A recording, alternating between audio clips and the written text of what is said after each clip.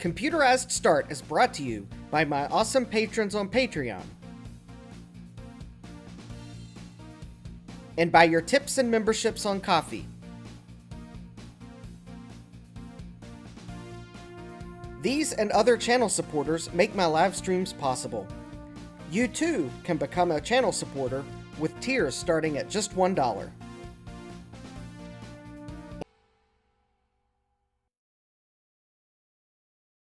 Good evening and welcome back to Computerized Start Live. I'm your host Justin D. Morgan and bad Comcast. Alright, now that I've chided Comcast for dropping my internet for some random reason, let's see who we got in the chat. We have Thomas Armstrong. Hi Thomas. We have Kibbs with Retro. Hi Kibbs. Kibbs says, I'll time Justin today, and it's the later comment, 2 minutes, 56 seconds, so thank you for keeping me honest, Kibbs. We have Gutbomb. Hi, Gutbomb. We have Jesse, I8386SX. Hi, Jesse. We have Adam McGee. Hi, Adam. We have K-Mac Vintage. Hi, Will. We have Jeremy's Vintage Hillbilly Shack. Hi, Jeremy. By the way, Jeremy, if you really skedaddle, you can get some DVDs off the curb and still be back before my live stream Thursday. But you're going to have to really skedaddle for that one. We have Francois. Hi, Francois. Jeremy was commenting that if he hurried, he could grab a dozen boxes of VHS tapes from the curb. So, yeah, just send them to me. Yeah. I have a plan for all those DVDs I can't use. Well, hi, Bianca, and good night. And we have SadMac356, who says hammer time. Hit it with a hammer. Oh, wait a minute. Joe does it better because I just make a bunch of noise.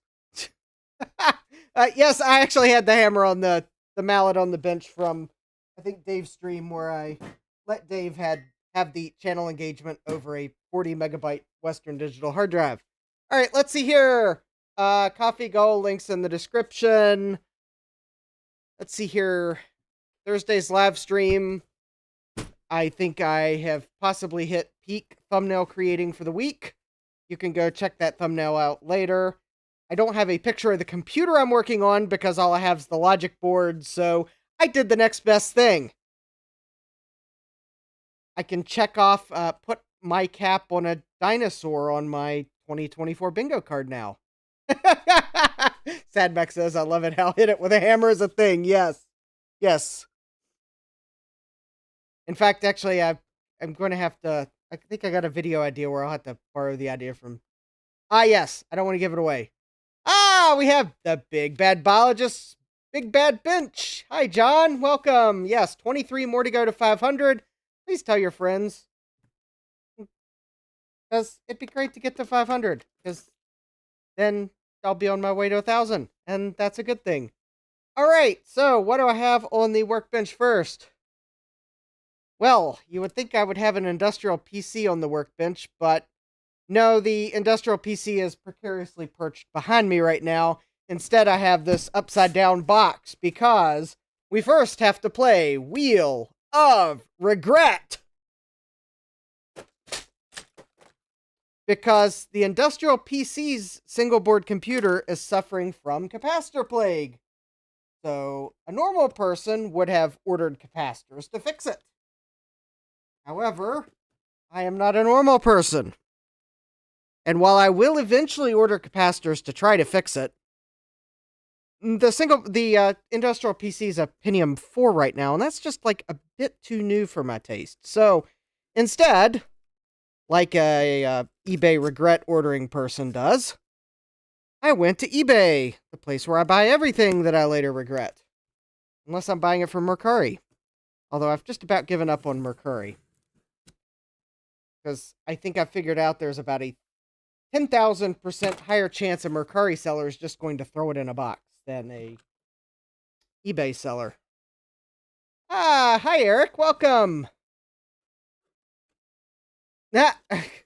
Kib says, I'd personally carry the eMac to my provider and throw it at their shop if their internet would like to cut out. Yeah.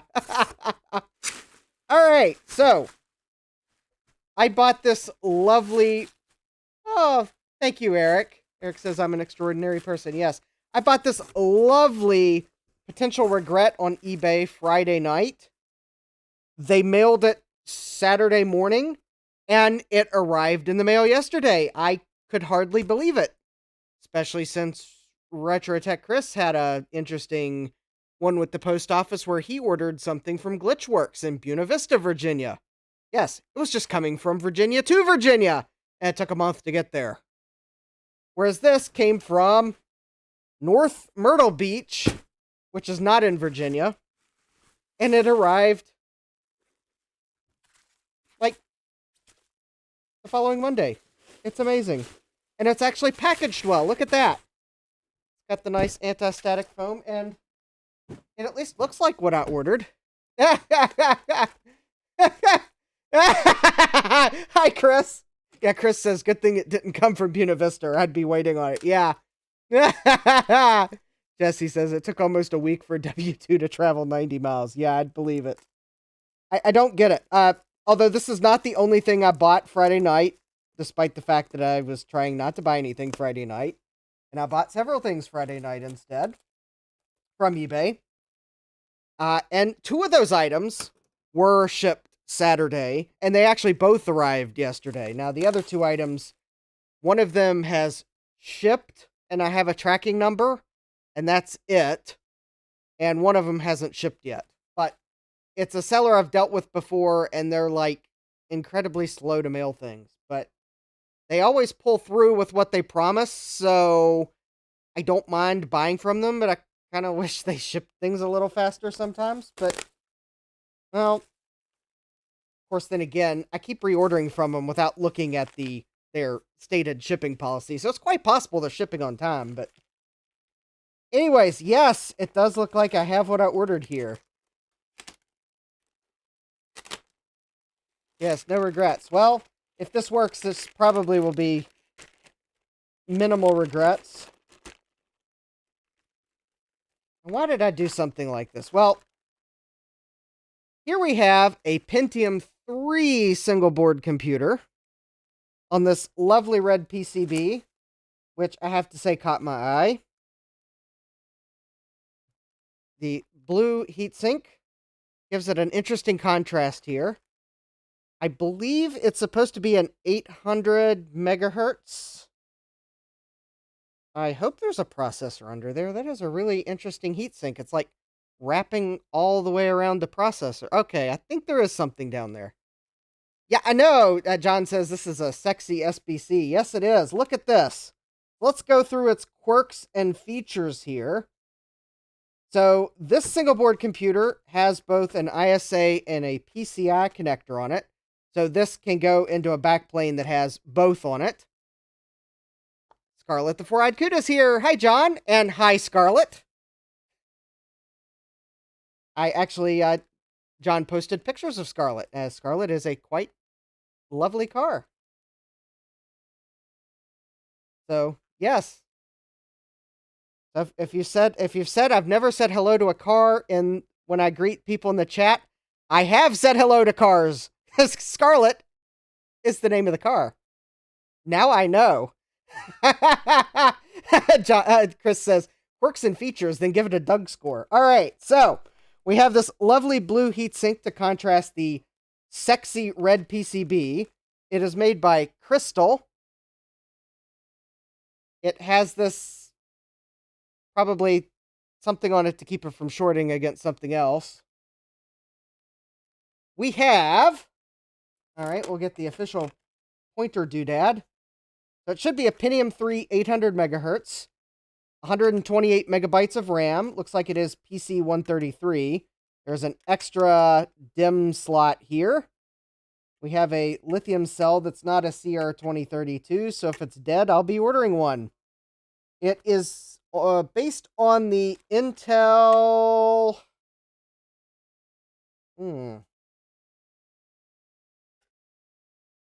Their chipsets are sometimes hard to read on some of these boards. I believe it's based on the Intel BX chipset, because that looks like that is the 440BX and the 440, or not the 440, well, that's the EB, but that looks like BX. And there's a big Intel chip there. I don't know what it does. John, if the CPU is an SX version, does that make it crystal light? That would be correct. All right, we do have onboard SCSI. I believe this LSI chip is quite possibly the SCSI controller. I think there is onboard video. And I believe the onboard video is probably being handled by this chip here. I will hopefully be able to figure out which jumper disables that. I think this SMC is our I/O controller. It has an AMI BIOS. But here are our SCSI. We have a 50-pin and a 68-pin SCSI, 2 IDE, a floppy, 2 serial, and a parallel. Nice combination of I/O. And we have USB. So there are 2 separate 5-pin headers, but so I'll have to get an adapter doodle. Oh, and we do have onboard networking, and I believe that's this Intel chip here. This is probably an Intel NIC. We have PS keyboard and mouse. Luckily, someone has handily written K and M there. And everything appears to be in good shape. I believe these are poly caps. They do appear to be in good shape, so I think this board is probably safe to power up. I am going to assume it is jumpered correctly. Kib says, Intel unintelligible chipset. Yeah. Yeah, they sure don't write the print very dark. So anyways, it is a very lovely board, and I paid $45 for it because I didn't want to pay a lot, but I wanted a lot of features. Actually, I wanted a working single board computer that was something a little older than a Pentium 4. All right, so let's set this aside for the moment, and let's pull out the industrial PC, which I spared no expense on. Actually, it was scrapped, so technically I spared every expense on it. Oh, and it is barely going to fit into the camera frame. In fact, it is so big, I'm going to risk pushing stuff off, probably. All right, so this industrial PC was built by Advantech, I believe. It is I believe a 4-unit system, if I'm not mistaken, although I could be slightly wrong. It does still have the rails attached to it, which I was going to go ahead and remove because I do not have the matching rack mount rails. So there is no use for these to be bothering me. So let me pull these off momentarily so that I'm not like...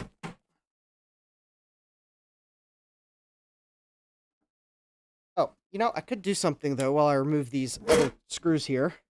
I could remove the top for you to start to take a look at what's inside.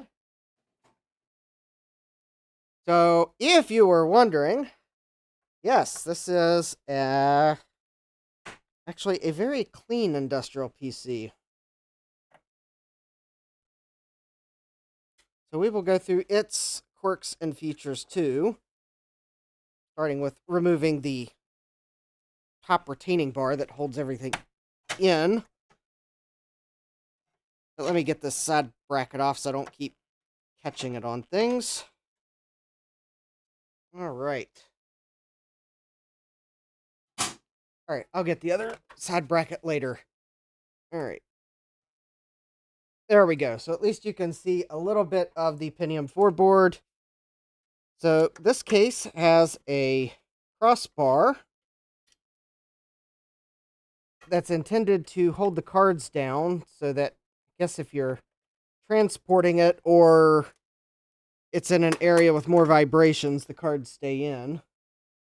We'll set that to the side. Yeah, Kib says there is too little grease, grime, and dust in there. Well, there's a good reason for that. And it's not because I cleaned it. Because this was actually an industrial PC that was in a lab environment. So, what do we have in here? Well, we've got some IDE cables and a floppy cable. So we have, let's see here, how many PCI slots do we have?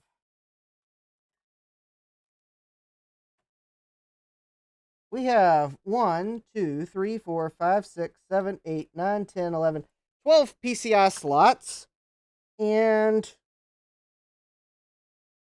effectively 2 ISA slots. So the single board computer can go in one of 2 slots. You can either put it in this slot here, and the ISA cards would go in to this side, or you could put it in like the lastmost slot, and then your ISA cards would go here. I will probably put the Pentium 3 back in this same effective slot because that blocks the fewest ISA slots. So let's see if I can't get this single board computer out. But don't worry, I will fix the single board computer at some point. It's just kind of newer than I really want to bother with right now. Because it's a Pentium 4.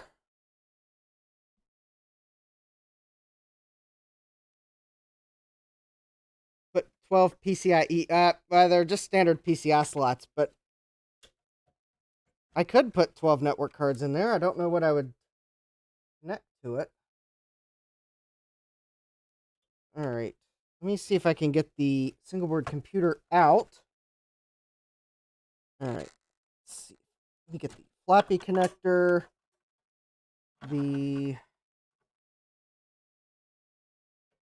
Oh, that's going to be the probably front panel USB connector. Parallel.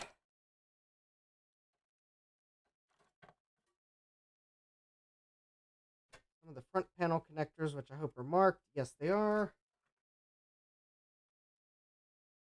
See that. Heatsink. Oh, there's another cable there for something. And oh, I think I'm caught on a serial cable. There we go. Oh, hold on. Oh, I do have one more cable. I don't know what it is. There we go. All right. We have a Pentium 4 single board computer. So, yes, I think folks are noticing those are going to be PCI X slots, or at least 64-bit PCI slots. And yes, the Pentium 4 single board computer does actually connect with all the signals on the PCI connector. But this is I don't remember what processor's in here, because that would require me to be able to power it up, and this does not power up. You're probably like, well, okay, well, those capacitors look okay, and don't see any problems over here. And yes, there's some quite massive heat sinks on this board. Everything looks good here, but oh, hi, Sean! Action Retro's in the house. Just in time to see this lovely capacitor plague here, yeah. These 4 capacitors, which I believe are the power capacitors for the Pentium 4 processor itself, they are all domed, if not actually outright starting to spill their guts on the top.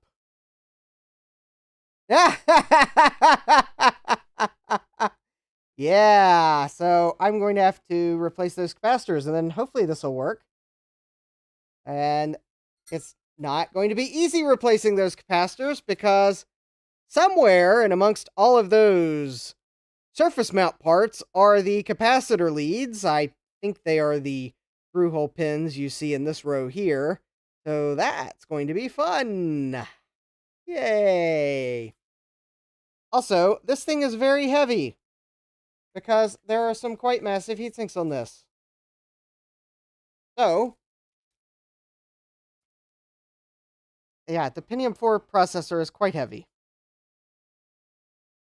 Yeah, yeah, cap's gone boom boom. Yep. All right, so let's take the Pentium 4 board sadness out, and let's put the Pentium 3 board of less sadness in. And we'll then just, like, power this up and see what the board does. How about that? All right, good night, Francois. Yeah, nice PS2 colors on the dim slots, yeah. All right, so anyways. Oh, let me zoom out so that if anything happens, we can see this. But anyways, there we go. We'll put our Pentium 3 single board computer in, and I sure hope this board lines up with all the connectors, because otherwise I will have flown it in all the way from Myrtle Beach with for not much of anything. All right. Actually, yes. All right. So with the Pentium 3 single board computer, we won't get 64-bit PCI slots, but we will get 32-bit PCI, and we will get ISA. JWire's Pentium 4, Intel's best processor. Oh, wait. Yeah, Pentium 3 to the rescue. I think I'll have more fun with a Pentium 3 than a Pentium 4. All right. So I'm not going to bother plugging any of the front panel connectors in. The card is seated. I'll start with the onboard video. I can always go to an add-on video card later if I can figure out how to disable the onboard. And Jeremy says, Pentium 4, Intel's best space heater. Yes. I mean, did you see the cooler that was on this Pentium 4? It's like one of those blower fans. This thing was loud.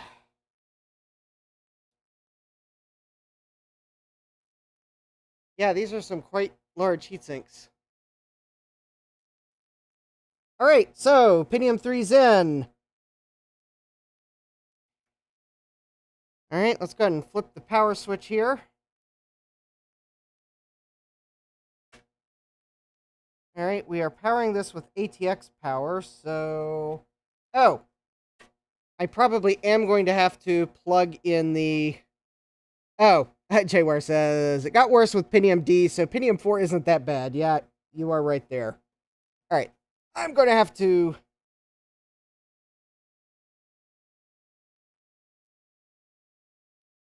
Yeah, that thing was ready to cool. Yes, indeed. All right, I'm going to have to turn this thing upright momentarily to plug in the power switch, because I don't see where the header is.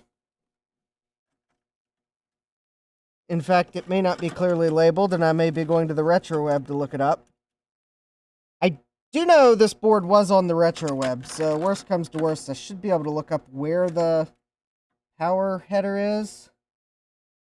Okay, that's a fan header. Yeah, I think I'm going to have to look it up, because none of these headers are labeled that great. Okay, let's pull this up on the RetroWeb.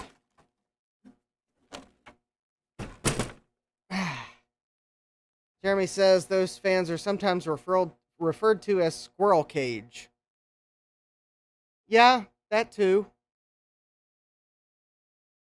What is the model? It is a crystal... And actually, now that I think about it, I think if you look it up by crystal, you're not going to find it, because it's like some weird... Alright, let me go to eBay and pull up the auction listing. Because when I first looked it up, I didn't find it, but then I realized there was a... that it was there, you just had to know what to look for. It's like... Actually, wait a minute. Oh, I think I know what the problem was. Yeah, I think it is listed under Crystal. It was when I tried to find it with, like, trying some of the specifics, I didn't find it. So let's see. Crystal Computer Systems. Let me just do a search. Oh, never mind. I was right. Okay. The... Nope. Okay. Hold on. All right. How did I find this?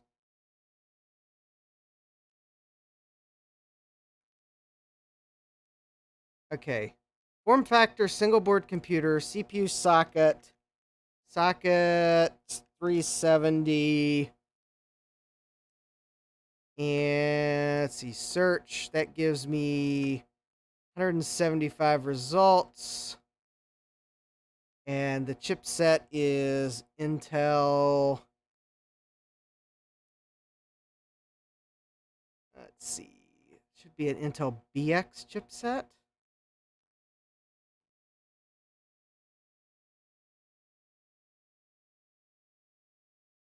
And let's see, that's the 440MX. CX, EX. No, that's not it. Oh, okay. Oh, chipset.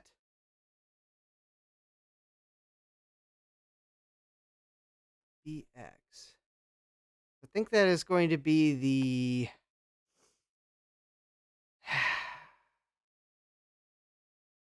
Oh. Oh, here we go. Let's try that. Intel 440BX chipset. Yeah, that looks right. All right, so let me go back to the chat here real quick. Action Retro says it would make a good double quintuple monitor setup. Jeremy, 16 gamers, one box. Oh, hey, Mac84. Yes, there are a lot of PCI slots. There are a few ISA slots. I will make sure to make use of those ISA slots. All right, let's see if I can find the manual. I know I found it on the RetroWeb because I probably would have been less likely to buy it had I not.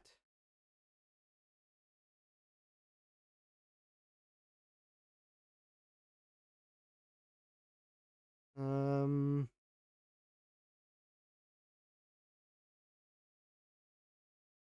again. All right. I didn't see it on first glance, so now I'm looking at the pictures really close, so give me a moment. I should have probably bookmarked it when I found what I thought was it, but I didn't.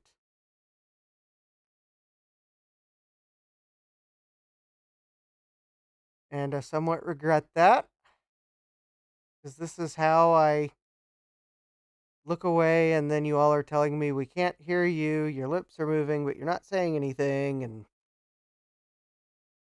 I probably have the wrong chipset selected. What would be the chances of that?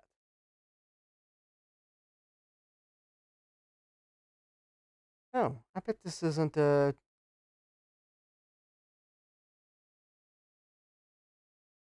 Ah!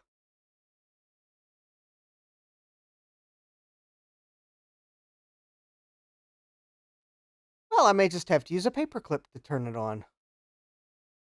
Well, that is...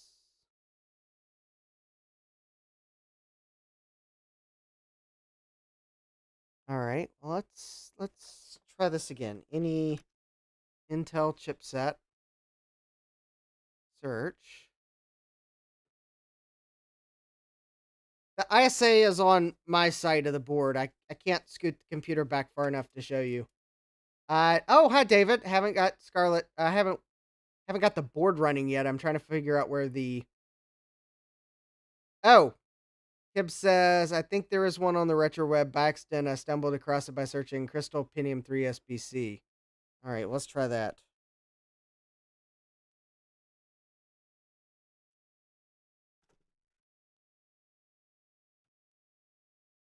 Because I'm pretty sure I did lay eyes on something. before I bought this.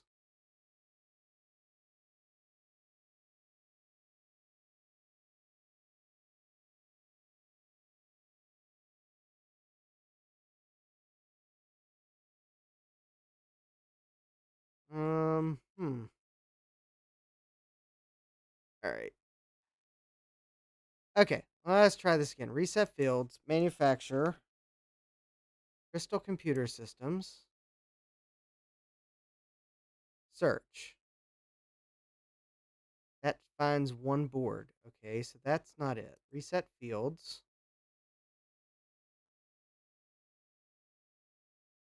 Yeah. Oh, that's why you asked the model number. Well, okay. Sorry, I got sidetracked. I think it might be a V as in Victor, 1030B as in boy.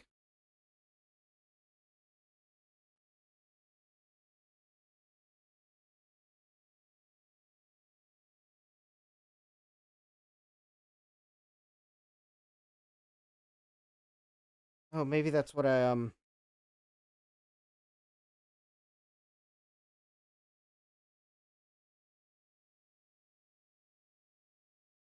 Oh, well, I found the manual for a horn. That's not it.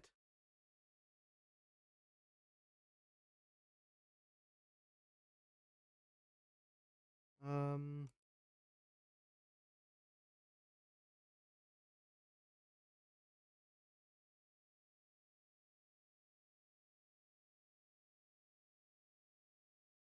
all right, I found a sales page for it.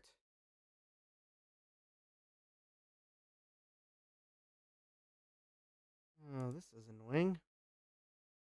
Well, that actually does look like it, though.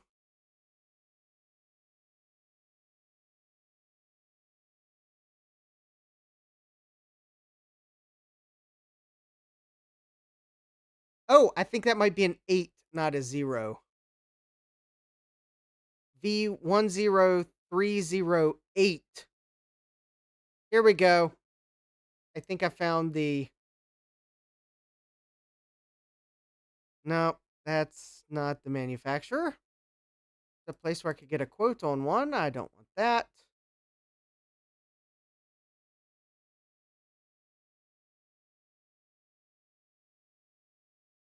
Okay. Getting a warning that there's security risks ahead. We'll go back from that. Yeah. V is in Victor 10308. I'm pretty sure that's the part number.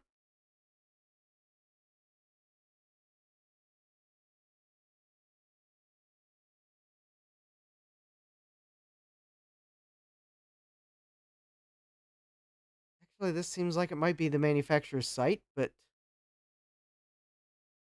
of course, there's no manual.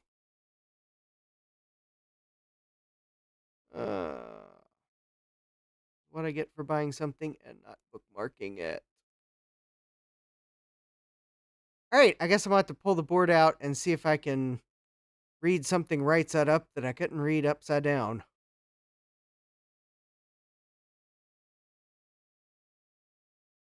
All right. V10308. Yep, Jeremy. I found one that's selling for $112. Oh, yeah, those aren't ISA slots, Jeremy. They're the PCI slots. They're 64-bit PCI slots. All right. I'm going to have to pull the board out because silly me, I didn't bookmark the page where I found it, so now I can't find the manual that I thought I'd found the other day. So there's the ISA card edge. That's the PCI card edge. This is not a 64-bit PCI card. The ISA slots are like, they're right there. They are. There's 3 of them. Oh, probably ought to change some jumper settings on the backplane now that I look at it, but probably might be fine for now. I could probably use the manual. All right. I'm looking for a header that says power. And I do not see one. So here's the board. Check browser history. Well, would help to know which device I was on. Because I don't use the same browser on all my devices. All right. Let's see. I was on my phone. Let me see here. No, it was Friday night, so I was probably not on my phone. Yeah, this is probably, let's see, Friday, February 2nd. See, there's where I was giving Chris some vacation suggestions. Various motherboards I was looking at that I didn't buy. Oh, well, there's some, oh. Well, that's a single board computer. Nope, that's not it.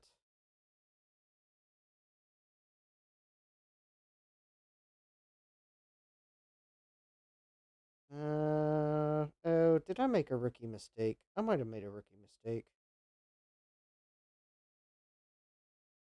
I don't always mention everything I bought on eBay. No, that's not the single board computer, but obviously I was looking it up on my phone.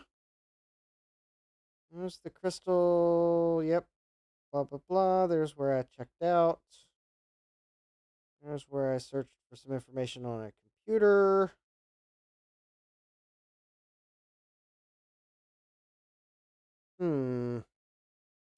Yep, I see where I was looking up single board computer stuff on my phone, but it wasn't for this board. Ah.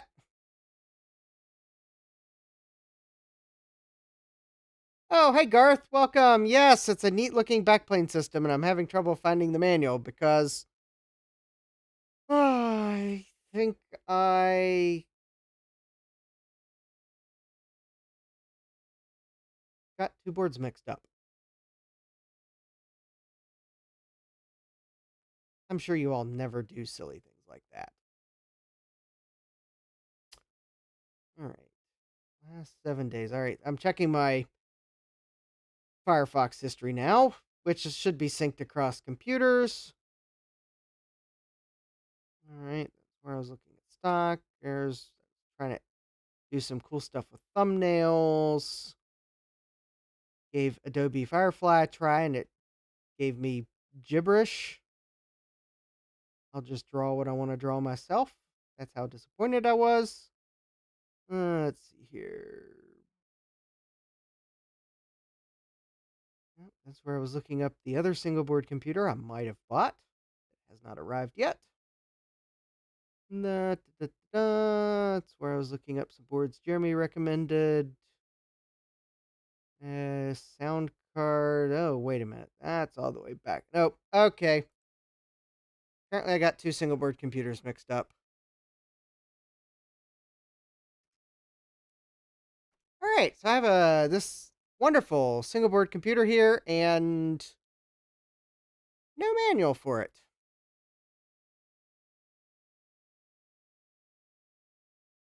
Oh, there's a couple pictures online. See here. That's it. All right, let's see if that site has a manual. Probably doesn't.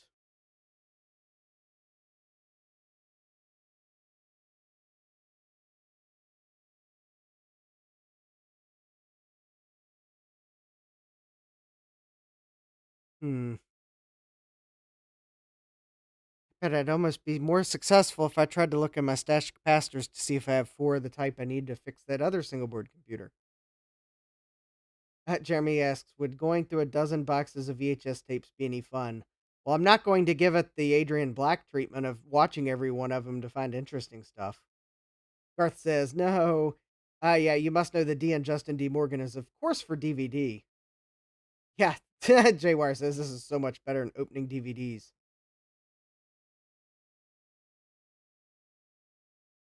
Yeah, I like the red PCB, and that probably distracted me from realizing that I actually had not laid eyes on the manual for it. Here's some website selling one.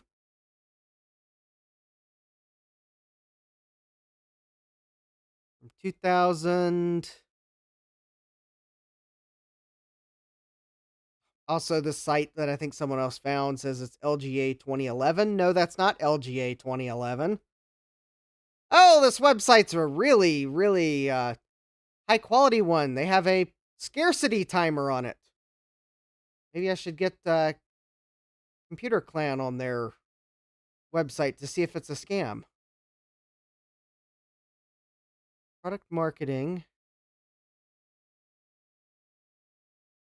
Products. I think I found the website that's selling this Crystal 440BX single board computer. The photo on their website is green and not red. But unlike some of the other websites, they're actually telling things that seem to be correct for the single board computer. And they have absolutely no manuals on their website about resources. No resources listed. No, they don't have any manuals. All right.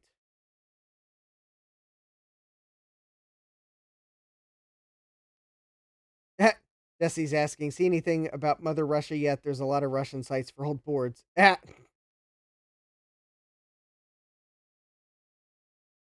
Yeah. Okay. Let's try the retro web again. Let's see if maybe I can find a board that looks like this one. Although this is going to be a little more difficult because wait a minute, what was that website that looked like it might be the industrial partner?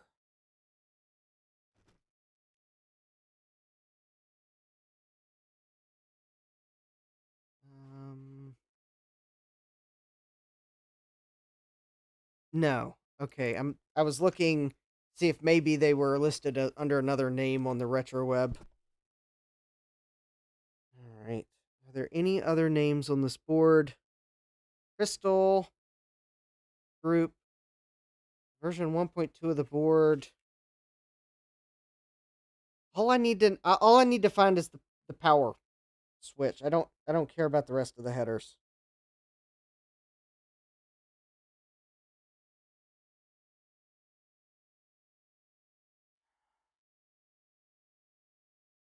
The only two headers that are marked are fan headers, which is really weird. Okay, I know which one's clear CMOS because of where it's located on the board.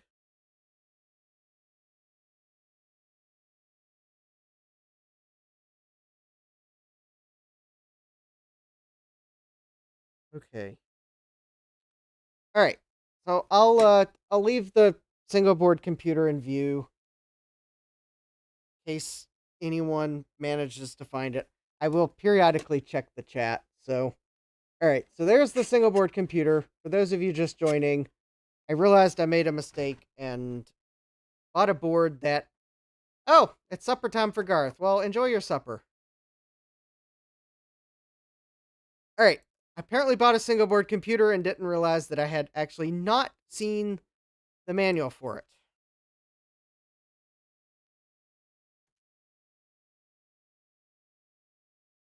Wait a minute. Is that the problem? No.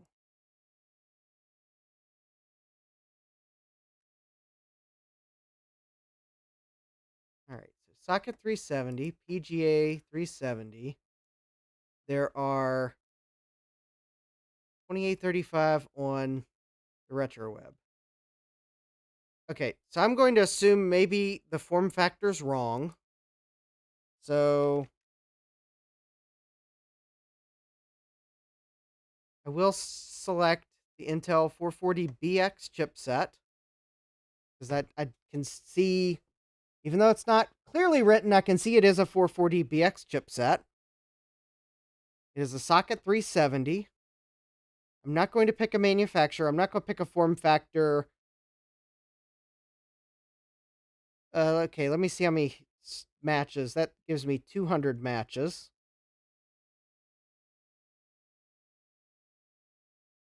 Okay, some of which are some single board computers.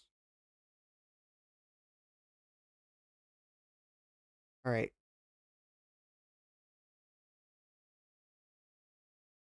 RAM type is going to be...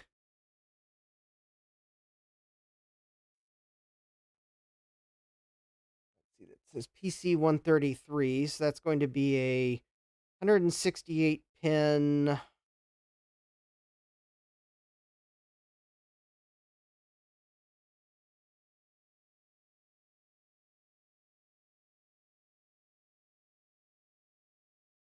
EDO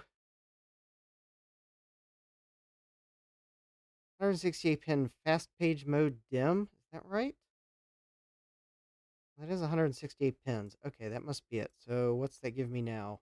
No results. Okay. IO ports.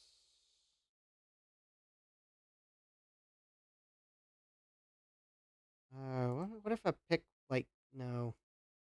All right, let me just take the 200 and see what we've got here.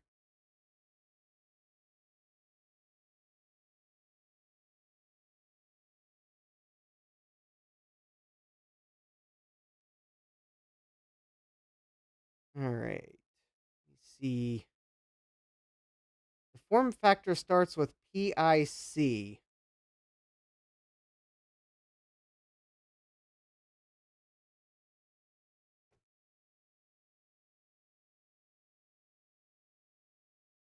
Um, the RetroWeb doesn't have that form factor in their drop down. The only three that are in the drop down that start with PIC are not this form factor. The dimensions are wrong. I think they have these single board computers under single board computer. Even though I know there is a name for this form factor, I think they have them all grouped under single board computer because that's what people are going to search for them as.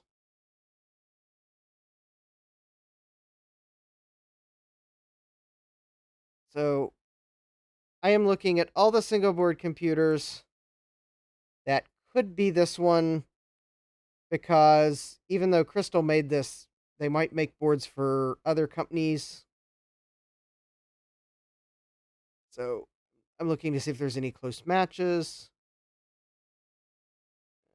Okay, that's not a close match. Let's see here. That's not a close match.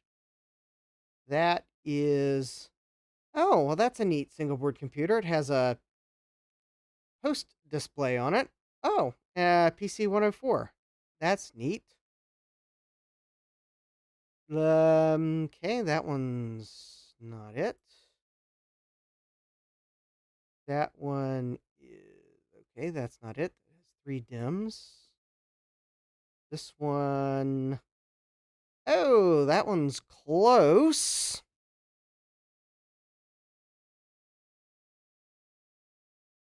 But not close enough. That one... Nope, that one's not it. That one's not it. That one's not it.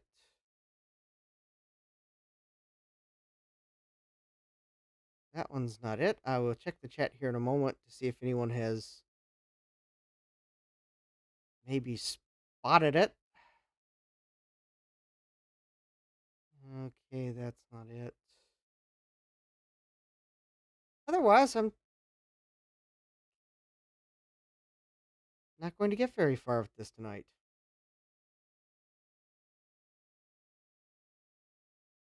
Hmm.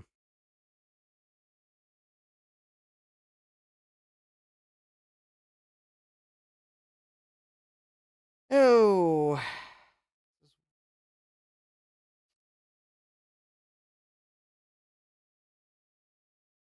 Wait a minute.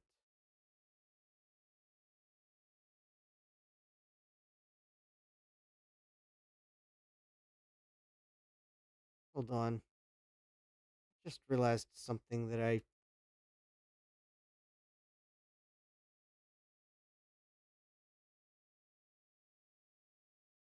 Hold, please.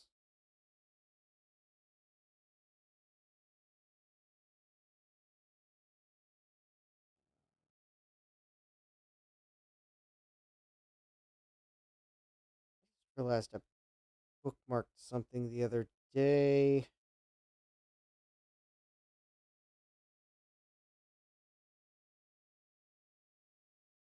Oh.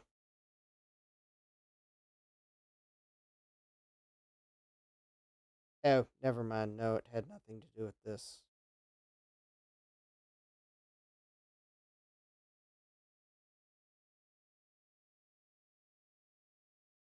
Nope. All right. Okay, I guess I had to check. Yeah. All right. Okay. Crystal makes chandeliers. They might have.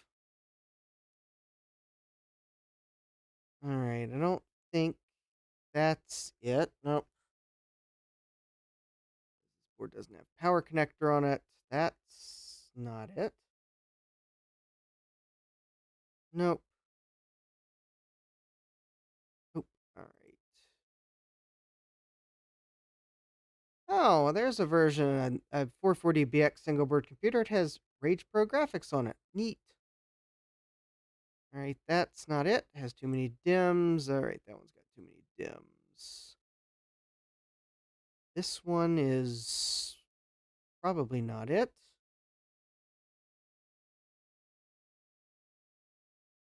Nope. Nope. Nope. Nope. Nope.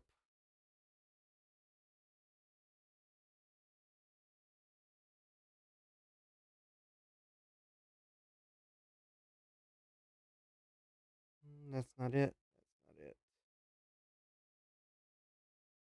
Well, you can better believe if I do manage to find the manual for this, I'm making sure the RetroWeb has it.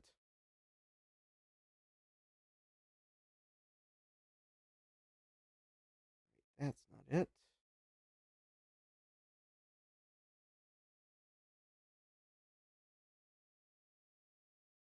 Well, I'm almost through all the ones they have, so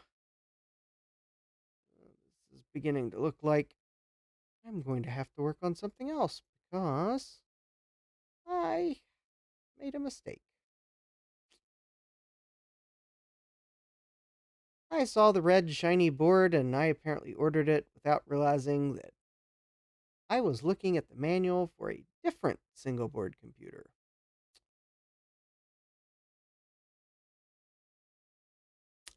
It is beginning to look like that is the case. Bummer.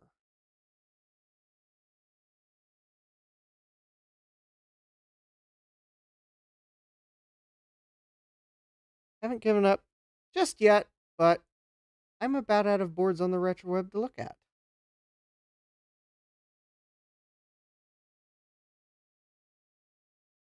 Beginning to look like I'm going to have to...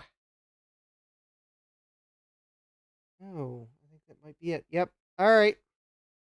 I can't find this board. All right. Let me do one last thing that I don't normally do unless I'm completely stumped. Let's search with Google. All right. Well, there's that one of those same websites.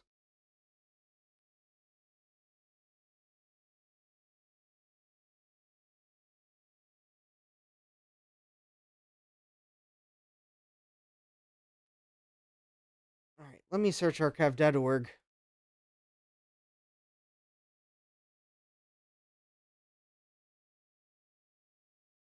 All right. Text content.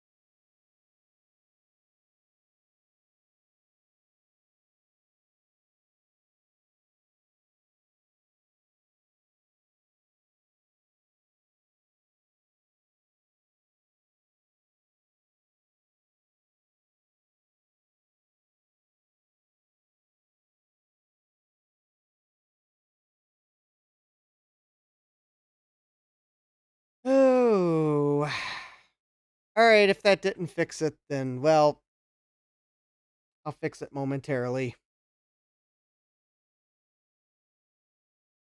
Ah, looky here.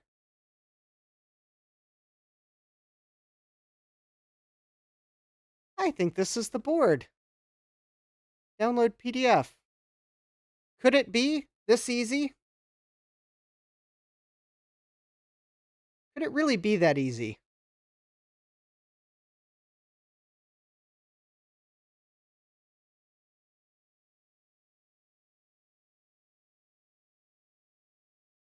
Oh, unfortunately, this is not.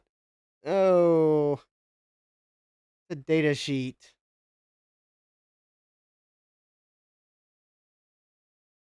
Support. All right, this is definitely the correct website. I'll just have to see if they drivers download.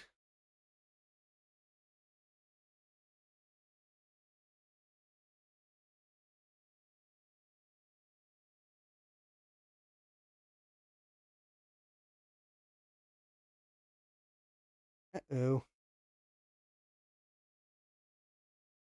How-to guide. All right. Yeah, still haven't found jumpers, but all right. View physical features that will allow you to identify your CPU card. All right. This is not a Capen because it's not socket 7. HX, nope. TX, GXI, red laminate Cyrix CPU card. Okay, that's not it. Crystal Flex. Ah, okay, this is the Crystal Flex. This is a red laminate Pentium 3 Celeron CPU card. It is a socket 370 card with 2 DIMM sockets above the CPU. It is the only red laminate socket 370 card. All right, so we have the Crystal Flex. All right. Oh, no. Well, hopefully I don't need a BIOS update because that's not been archived. SCSI video. Oh, there's no manuals there. Library. Maybe it's in the library. Crystal Flex. White papers. Oh, products.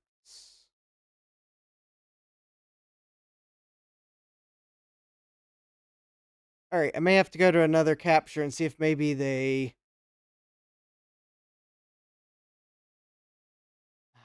Okay. All right, let's go to February 2003. Maybe they have manuals on their website in 2003. Drivers download.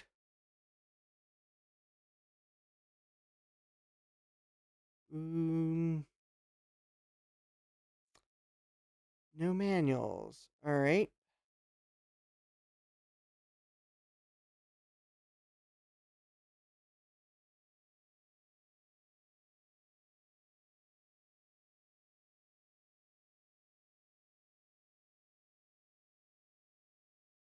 All right. That should be the next cache.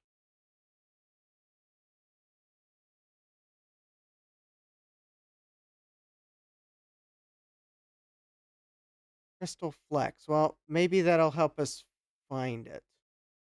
Crystal Flex.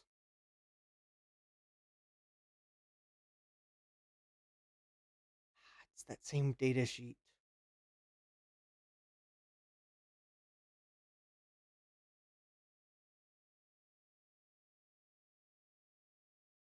All right. Maybe this will still help us find it. Because we know we have a.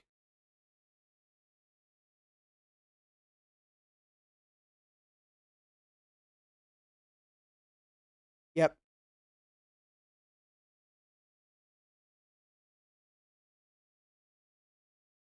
Crystal Flex 370 GX single board computer.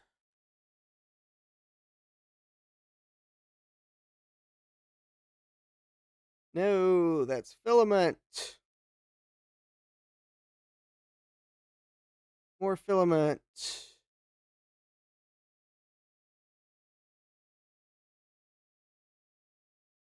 ASRock makes a single board computer? Neat. That's weird. All right, that website, I've already looked there. Lexus of Richmond. Yeah, sure. That makes a lot of sense. Atlas Automation. I think I already looked at that. Um,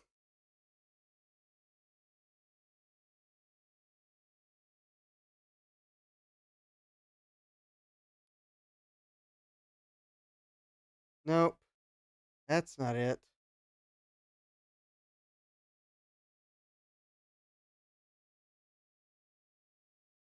Okay, let's.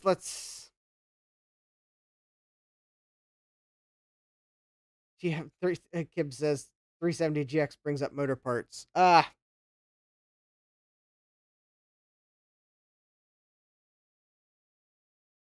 let's try this again.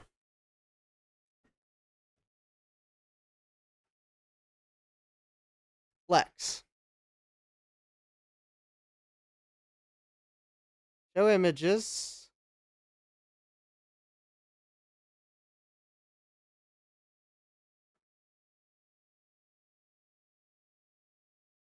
$18 matches. Shuttle, MSI, Contron. Master.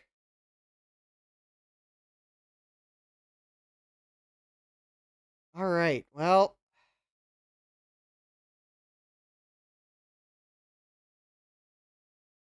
it looks like we've hit a dead end. Because that right there is the single board computer. And this is their website. But by golly, there are no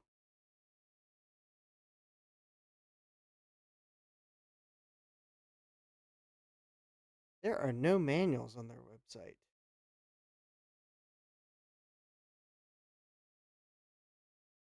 Unfortunately, I think this is the same data sheet we've been looking at.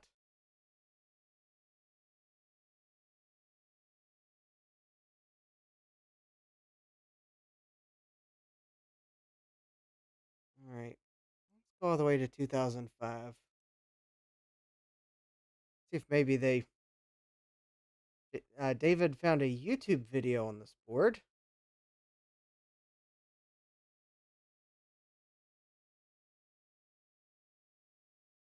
Um,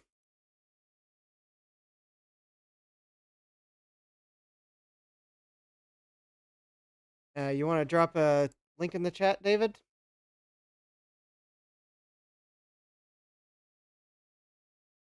I think you will find that I have given you the ability, and you can drop a link to that YouTube video now.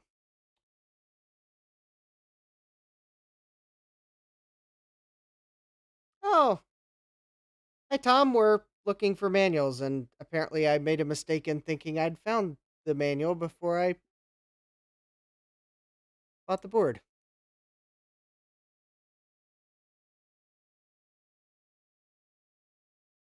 I may just have to pull something else out, which I wasn't ready to look at. Well, I'll find something else to look at if we... Why in the world did... All right, I just want... All right, January 10th. Show me the website.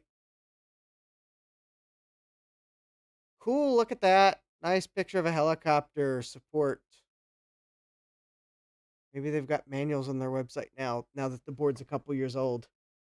Gut Bomb says just wing it. What do I need the manual for? I need to know where the power header is. There are too many unlabeled headers on it. I don't know which one's for the power switch.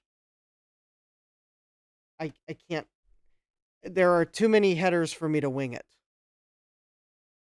If it was a matter of like it being down to like one of a couple, I could probably... All right, go full. Okay.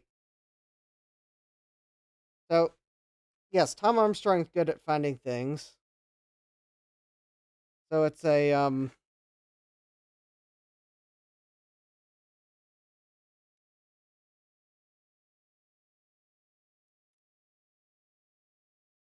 think that is what it is.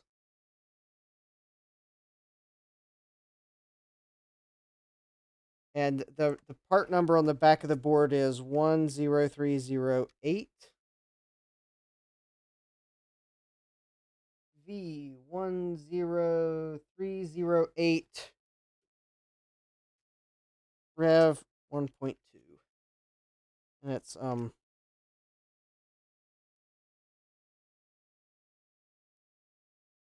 there we go.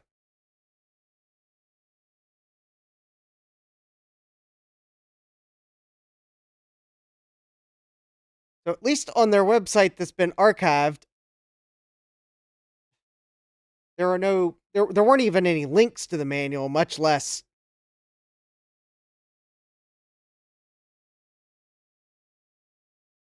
So I haven't even found where they had a manual on their website. So this isn't a case of it was a download that didn't get archived. I don't think they had the manual on their website.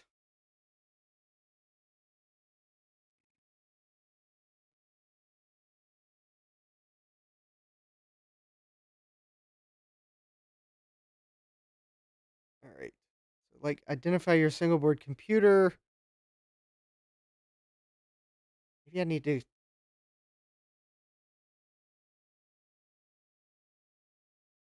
Yeah, right here it is. Crystal Flex. Yep, that's the board. I have the model number according to them, but there are no links that I can find on their website where they had a manual for this. It's like they wanted you to contact them, probably. FAQ.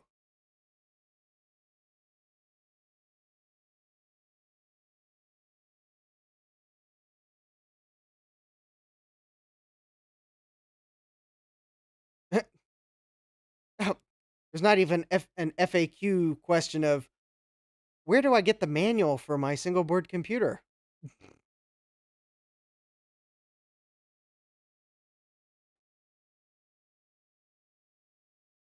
Oh,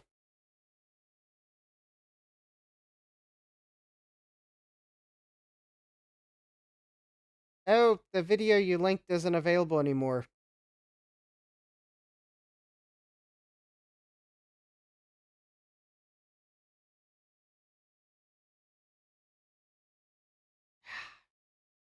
Totally weird. All right. Okay. I'm stumped.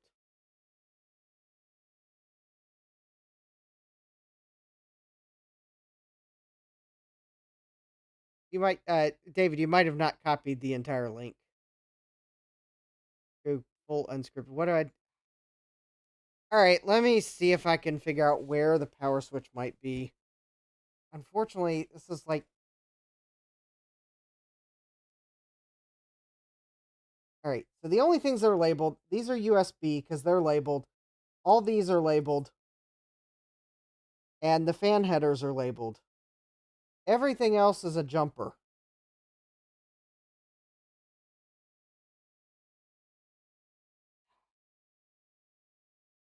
Oh, Kibbs has the working link. Okay. Oh, hold, hold, please, Kibbs. The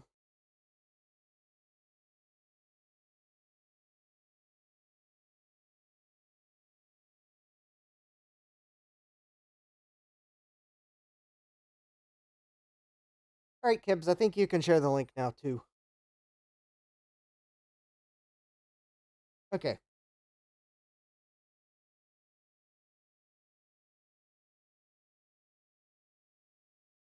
If I had to guess, my first guess would be that the front panel header is JP1.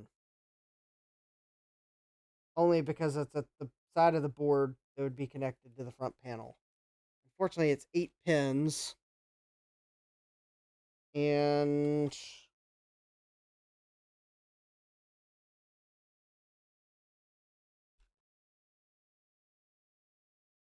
seemingly all of those pins are routed on inner layers. So, well, that's not helpful.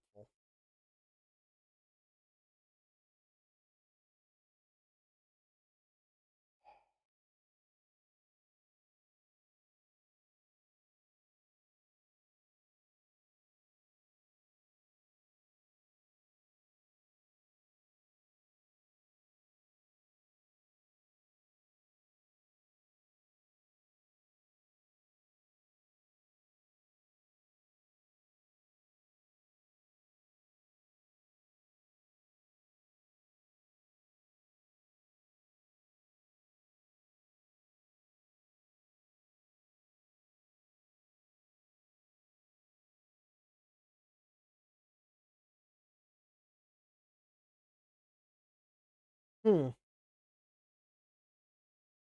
I mean, I did have one thought, but I don't know how valid it is. I mean, I could attempt to power this backplane with an AT power supply, but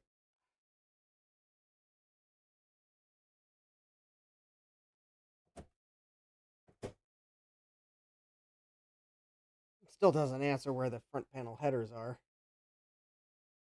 Ironically, that is a December video from 2020.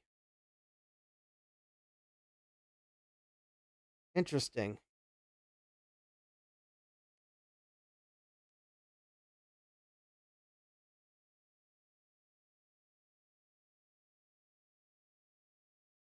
Very interestingly, it looks like my board.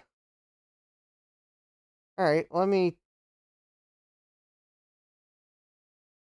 All right, let me mute the tab. Turn on closed captions. All right, let's see what this video says. Single board computer kind of looks like mine, except they have two memory modules and they paid $25 for it. Kind of jealous there. Oh, it's Pentium 3850 they have.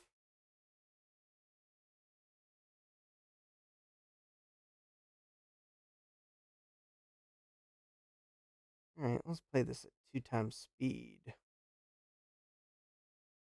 All right, they're pointing out the ports. USB, yep. So far, everything I've figured out, yep. Compatible with DOS 95 and 98, that's nice, all right. Yep, stick them into what's called an industrial backplane, yep. Oh, they got a cute little backplane for their board. And, all right, they full send it into the backplane. And, all right, they plug in. All right.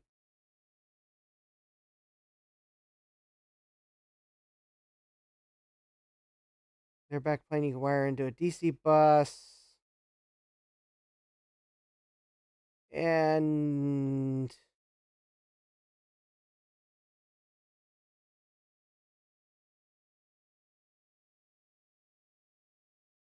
their backplane has a power switch. Oh, wait a minute. Did I?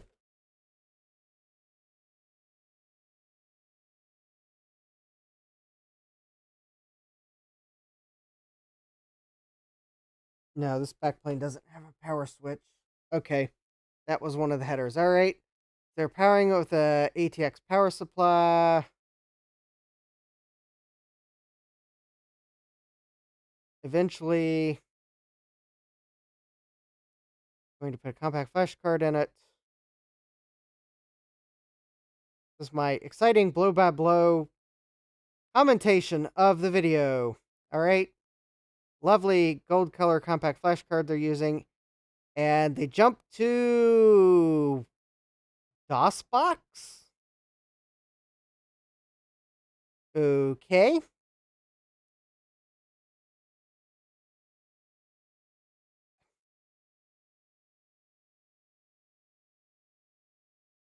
Raspberry Pi Imager. All right. Um,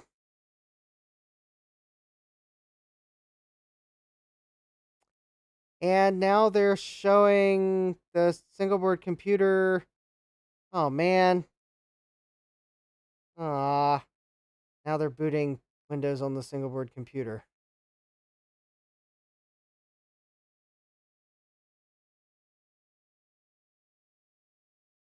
Playing games on it. All right, let me jump to where they show the single board computer again. All right.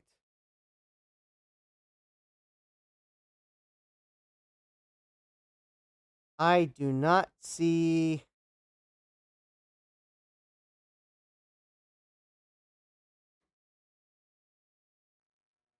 Oh. Okay, I think I see the. Okay. I see why I'm having trouble. So, yeah, I think it is the same board,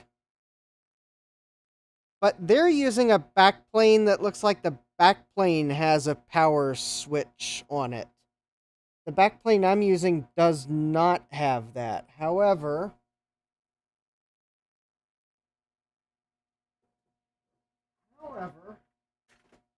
I was kind of hesitant to do this because it seemed like an unnecessary, ridiculous thing to do. All right, let's try this.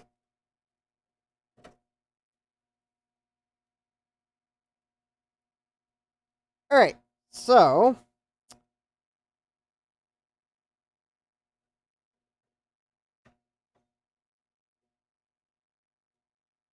in the absence of being able to figure out where the power switch is on the single board computer, I'm just going to use there we go, a power adapter. I don't know, I give up. I don't even know if this is going to work. All right.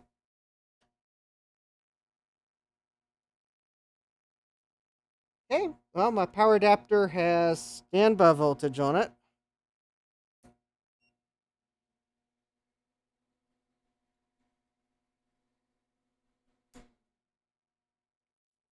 Well, I still would like to figure out where the power switch is on the single board computer. I feel like this is somewhat cheating.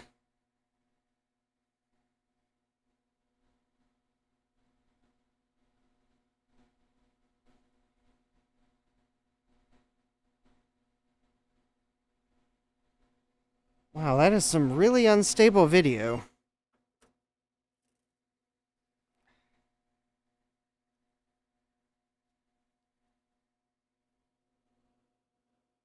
All right, let me screw the bracket in case it's. Oh, keyboard is not functional. System halt. I don't know how to take that, kind single board computer. What if I want to use you without a functional keyboard? Yeah, it's a Celeron, 800 megahertz. The video is wonky as all get out.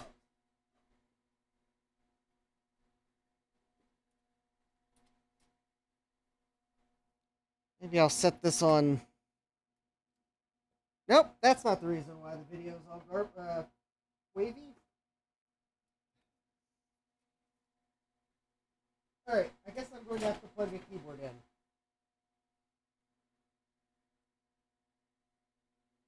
Yeah, halt on. Yeah, Tom Armstrong says halt on all errors. Yeah, that's probably it.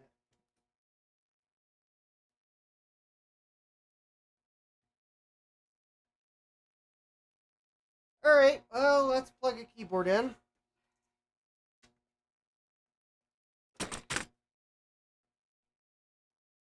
Is the keyboard the top or the bottom one? Oh.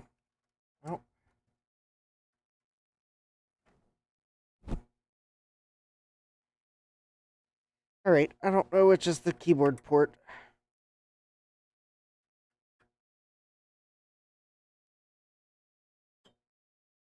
I'll just plug it into one. All right.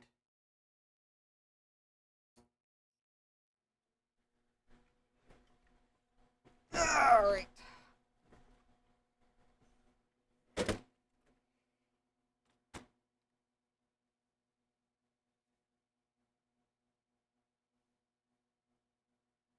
Version 1.18. This is kind of an old BIOS.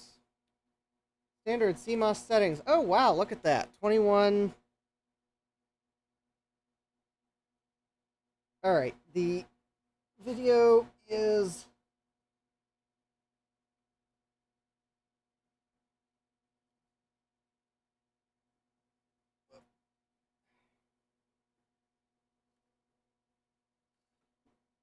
All right.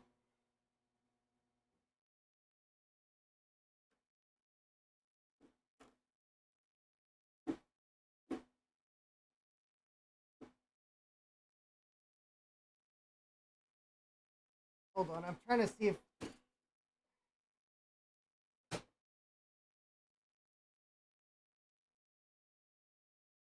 Okay. After fighting with my multi-sync monitor, I can see that the waviness in the video on the capture card is present on the multi-sync monitor, which means the onboard video on this card is awful. Don't have a floppy drive installed. All right, that's fine. I'll deal with that. Advanced CMOS setup.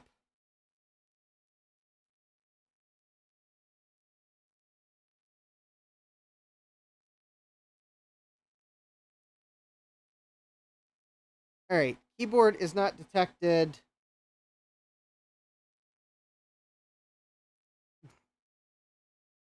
All right, we will wait, not halt.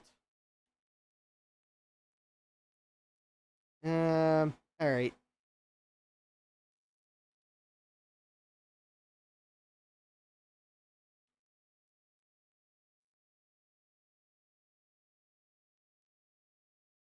Yeah, someone wrote it on the ports with a Sharpie, but I couldn't see the ports because of the port covers on the back.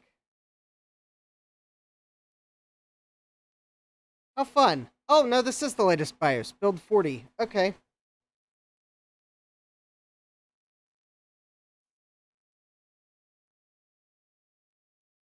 All right. Well, still would like to find the manual so I can actually use an ATX power supply. Because reasons. Maybe I'll have better luck finding the...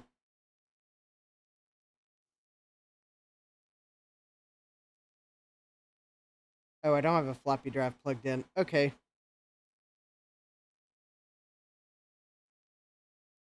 Oh, that's cool.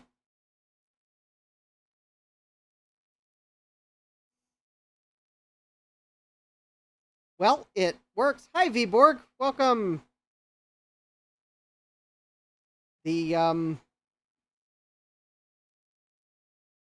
Yes, you are just joining me because I cheated to get the thing to power on. Because I can't find the manual, even though I thought I had. Apparently I had not. Alright. Oh, interestingly enough, the onboard video is stable now.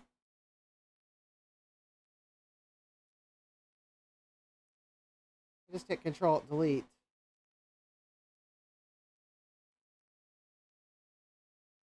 Okay, that's weird. Okay, so during boot, the video is all wibbly-wobbly. Let's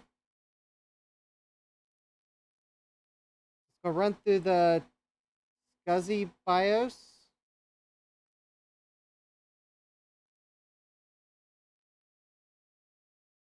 But then I didn't notice it at first, but I think as soon as it goes to this screen here, it's not wibbly wobbly anymore.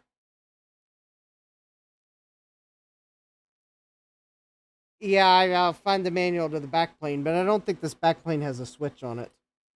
I mean, maybe it does.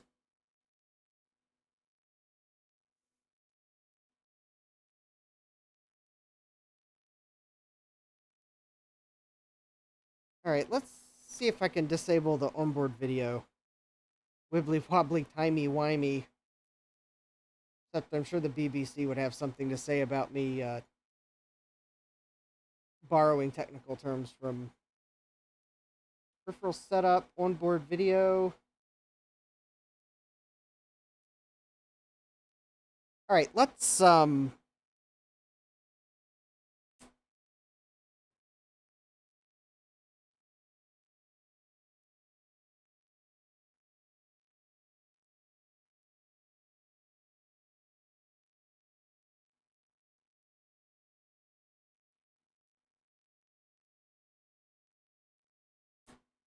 oh, that's interesting. Huh. It ignored the power switch the first time. All right, let's I'm gonna grab a actually external video card because the onboard video is awful. It's that bad. Here we go. Here's a nice S3 card.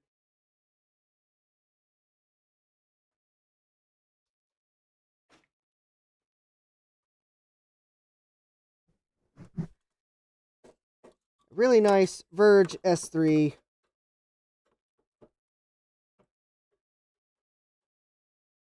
Oh, I just realized.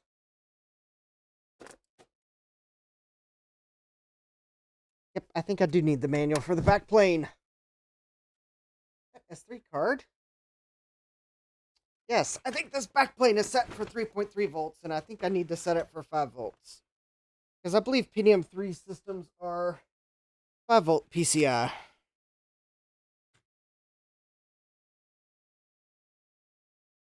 But granted, that would be in the single board computer manual that I haven't been able to locate.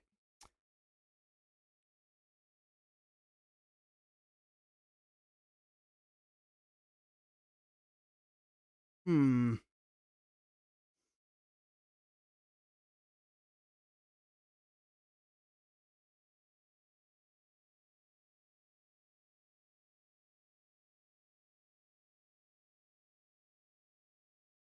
Alright, let me see if I can find that data sheet that I had.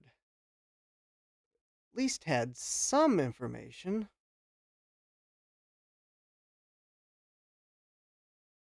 Alright. Yeah, I wish I had a Voodoo card to plug into it. PCI 32-bit, 33 megahertz.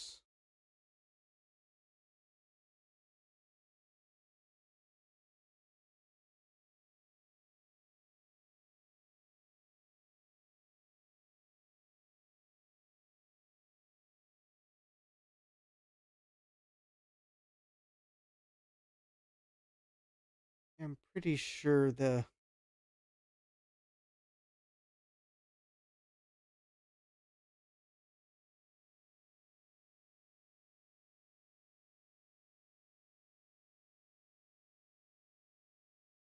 let's see.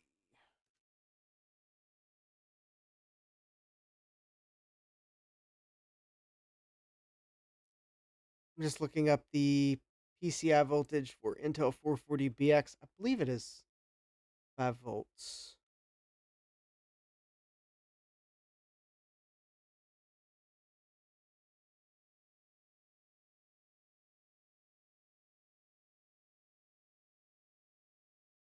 Yeah, I'm pretty sure it is. Okay.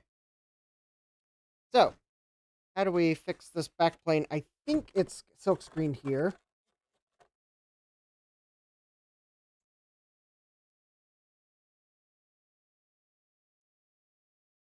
There's 1 and 2. All right. And PCI frequency select. Yep, I need 2 and 3 for 33 megahertz. And there we go. I think that is. I think that's it because it's silk screened on the board. Luckily, all right.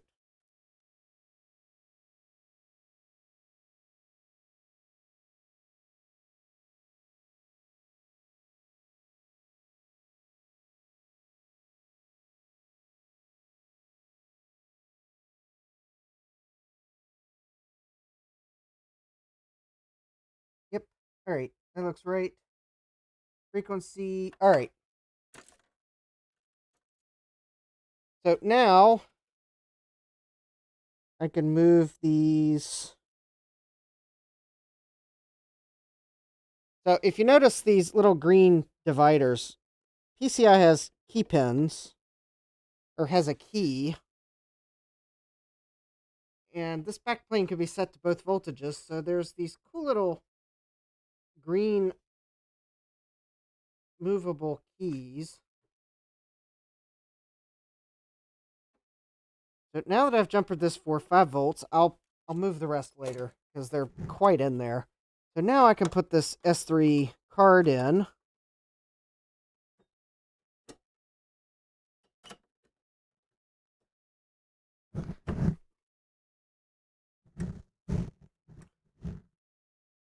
Whoop, hold on. Okay, it would first help if I would remove the screw.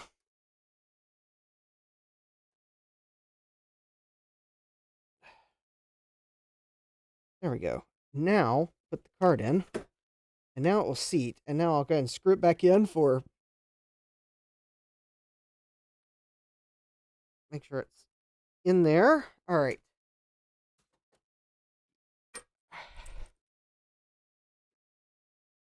Believe me, I wish I had a Voodoo 2 card to plug into here. I mean, if someone had a Voodoo 2 card they wanted to send me to be able to do shenanigans like that, I would definitely enjoy it. But I tried it. Hey! Would have to go find my PCI Trident card.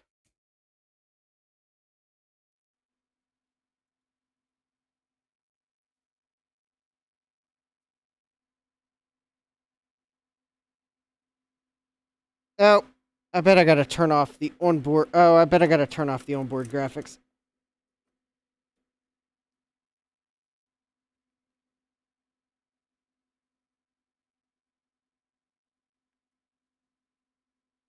Alright, I'll see if I got a Trident. No promises that I have any PCI Trident cards. I have found the PCI Trident cards to be especially unreliable.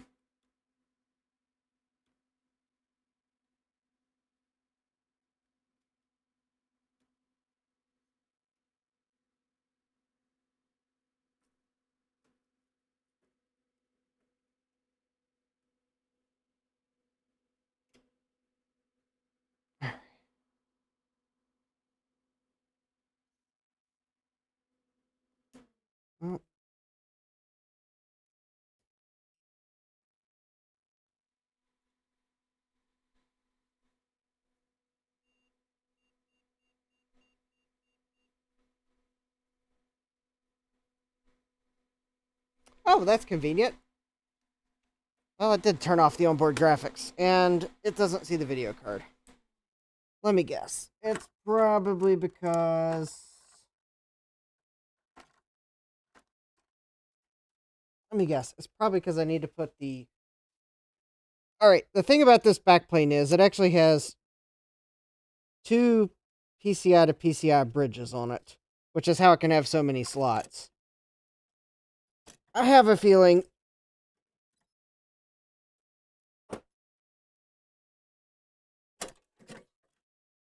it probably didn't see the graphics card because I probably need to put it in, like, maybe this slot here. Which, yeah, let me put it in one of these slots that's right beside the single board computer.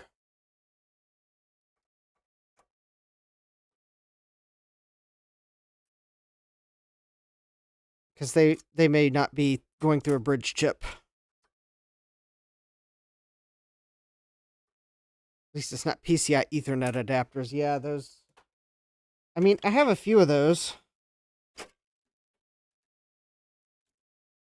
I don't have enough to, like, populate this board with them. I'll tell you that. All right. Okay, let's see if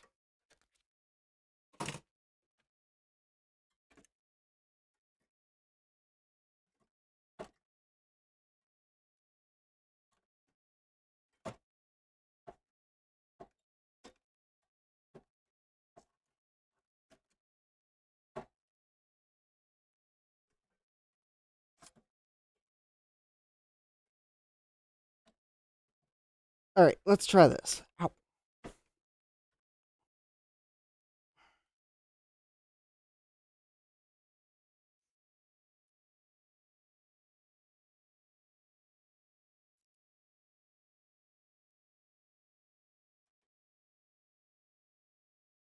Oh, you can't see what I'm doing. Sorry about that. All right, let's just try this. All right.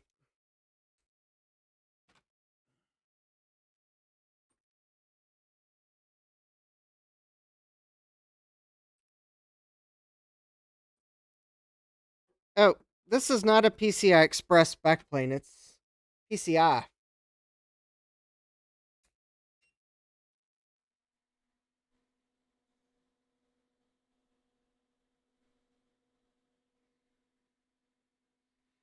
You may not like this video card.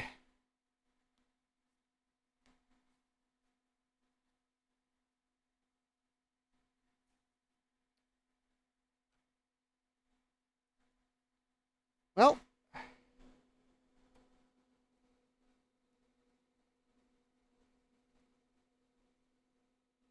let me guess. Probably using the onboard video.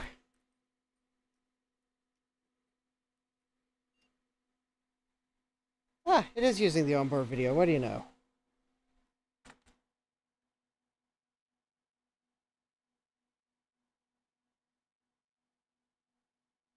Oh, yeah. Fake 12-bay PCI Ethernet router, yeah. Uh, I don't know if this is technically PCI X, because there was 66 megahertz 64-bit PCI. Although maybe that is PCI X. Alright.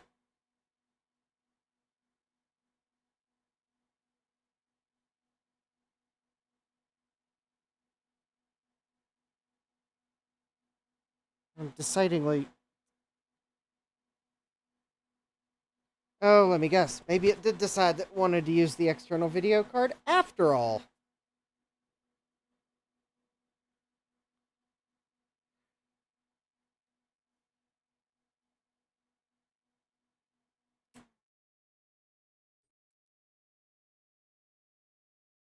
Alright, fine. It wants to be that way.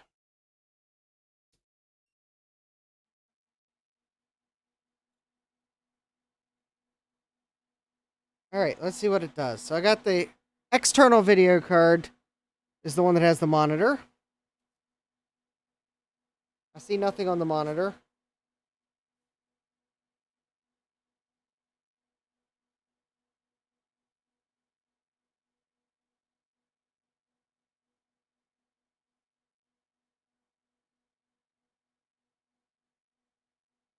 I think it is playing with me.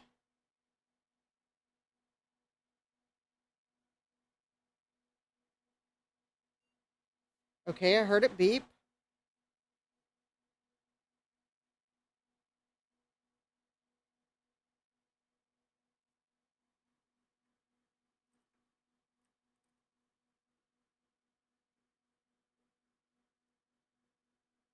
Someone move the video cable back to the onboard. Yep. It's still using the onboard video. What do you know? Okay. Fine. Alright, let me pull out the S3 video card. Maybe it's... I've had trouble with it. I thought I'd figured out the problem was that it needed deoxide on the edge connector. Maybe that's not the problem with it.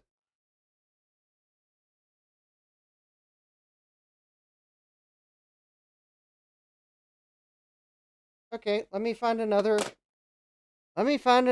external PCI video card. While we're asking for a trident.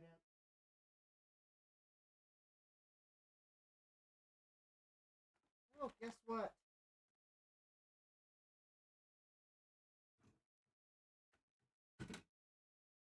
Guess what I've got here, right beside me.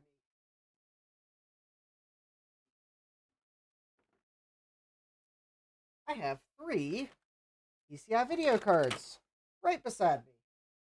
And the one on top was a Trident. Is the card working? Well, it was working last time I used it. Although I had trouble getting it to work last time I used it. So, is the card working?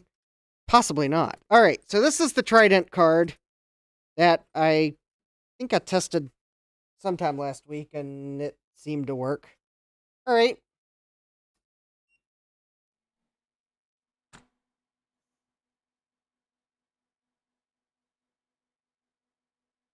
Oh, what do you know?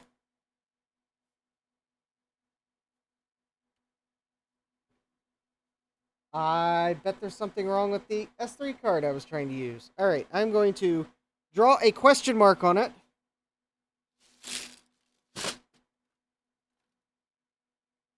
I'm looking at it and it granted, the S3 card I tried to use looks like it's in rough shape, so I bet I need to put it in my repair pile. Alright, so we got a Trident card.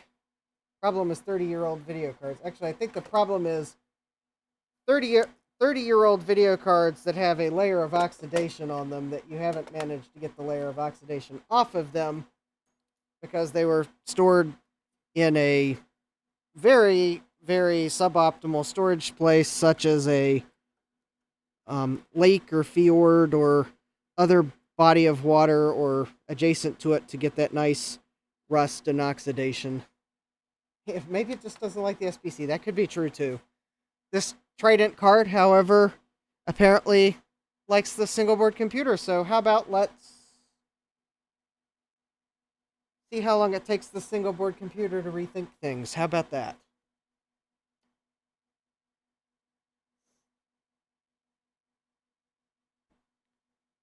All right, let's get a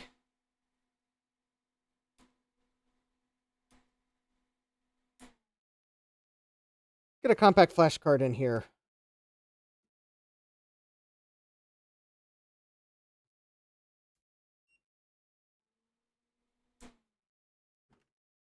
Let's get a power connector on the compact flash card.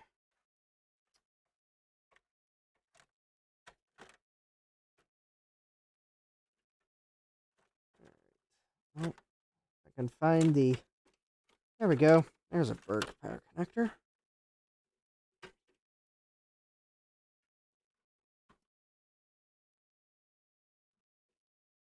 All right. Hold, please. I'm trying to fish out the...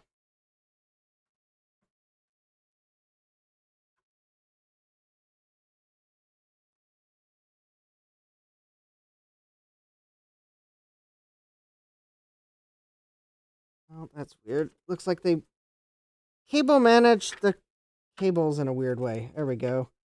Nope, that's the same one I keep going for. All right. I'm going to clip. This thing was cable managed really nicely, and here I am about to clip the zip tie and see what power connectors are available in the wire bundle. All right. There we go. There's another Berg power connector. Oh, and you can't see what I'm doing. No matter.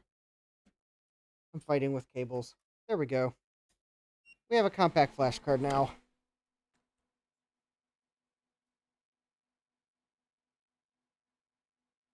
Install Windows ME. That sounds very selfish.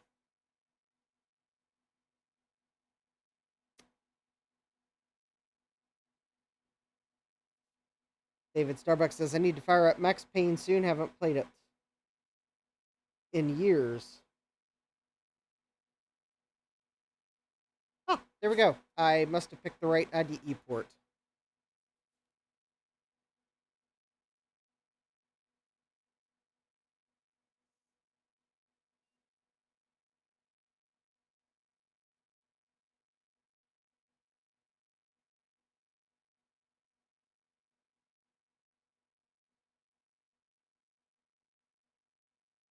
There's no floppy drive connected. No. There we go.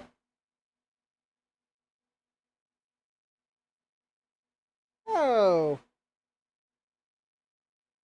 Media Vision Pro Audio Spectrum. You know, maybe I should. Uh-oh.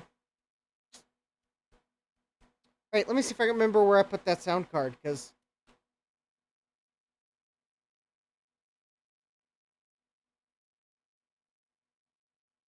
Oh, it's in a pile of cards behind me.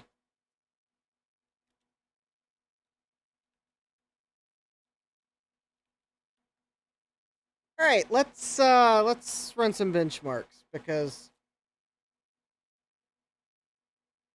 this SBC is begging to play Max Payne. Did you know a Trident video card can get a score of 210.4 frames per second? I sure didn't.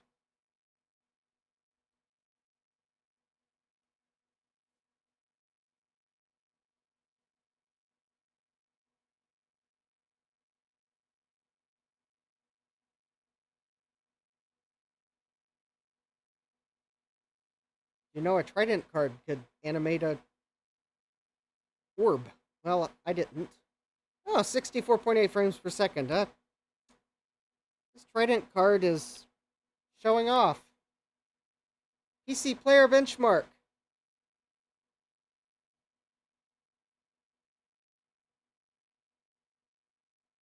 Yeah, this thing's kind of got a little game, apparently. Trident card's an imposter, Gut Bomb says.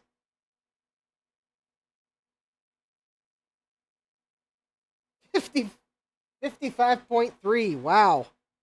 This card is... Yeah, this must be an imposter Trident card. David says those tests are using the CPU. Yeah, you are you are right. Those are all... They're not using the video card at all. So I guess with a fast enough CPU, it can push the data out to the Trident card that fast. Yeah, no, this is CPU, so...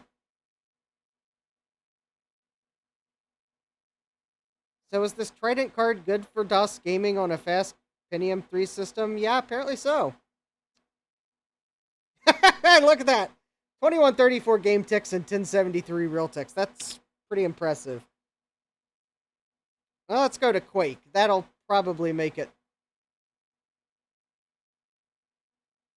not flinch much.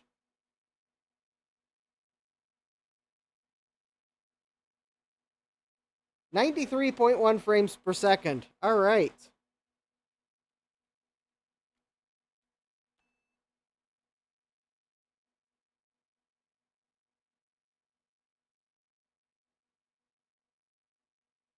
Guess we could run SpeedSys. Yeah, 800 megahertz Celeron is brute force in DOS, that's for sure.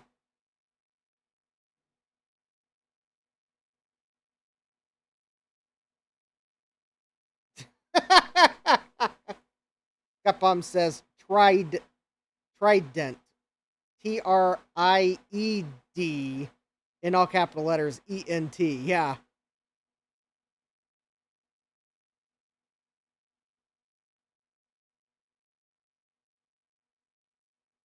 It's amazing what a Trident card can do when the CPU just kind of like says, here, give data.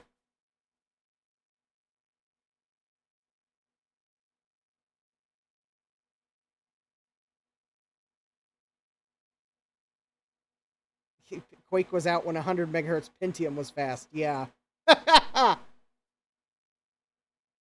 There we go. That's, Oh, that might be the other thing. I didn't realize which Trident card this was. It's actually, like...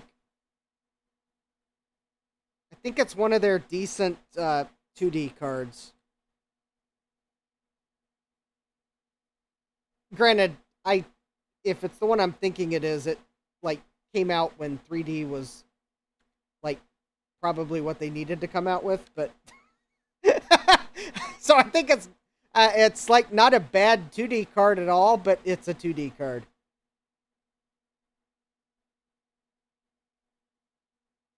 Yeah. Pentimento was better, Gutbum says. That, yeah.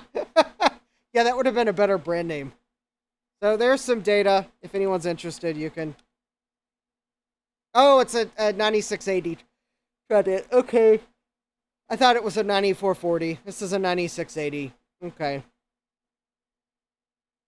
Is it better 3D than an S3 Verge? Well, this Trident card has 0 3D abilities. Oh, wait a minute. An S3 Verge has 0 3D abilities. It's a wash. Yeah, Glad and Voodoo were the kings. Yes, for sure. Actually, the video card that didn't want to work for me was an S3 Verge. So I do have two other PCI cards here. Gutbum says S3 Verge has a 3D accelerated mode slightly. Yes, that was the reason why I said they're a wash. Gutbum, you might have not realized it, but Phil calls it a 3D, the S3 Verge, a 3D decelerator, because it's really not that great as a 3D accelerator.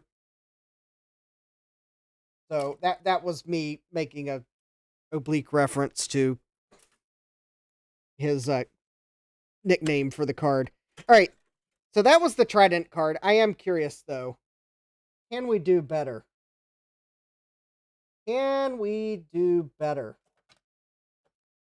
So I've got this S3 Trio 64 V+, another 2D card. Unfortunately, I'm like fresh out of... I don't think I have any other S3 Verge cards, so... Oh! And the S3 Trio 64 card is too tall to fit under the compact flash card adapter I have. So, alright, we'll go straight to the Rage XL card, which I don't know if the Rage XL is a... Actually, I think the Rage XL might be a 3D card. Oh, hi, Rudy. Yeah, Gutbum says, I tried the S3 mode in Descent. I literally didn't notice a difference from regular software rendering. Yeah, a lot of cards had support for the S3, but I really don't know that it gave you much 3D performance. I think the thing that was popular with software developers for the S3 card was the API, because S3 had a decent API. I don't know that it really gave them 3D performance, more so than just a nice API to call. Alright, so this is the ATI Rage XL card.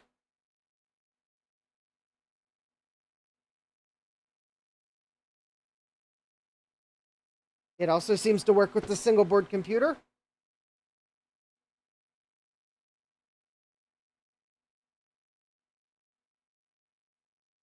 We'll see what the hardware...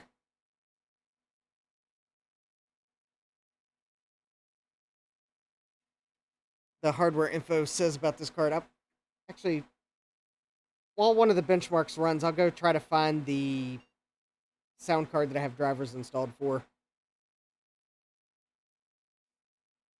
800 megahertz processor, though.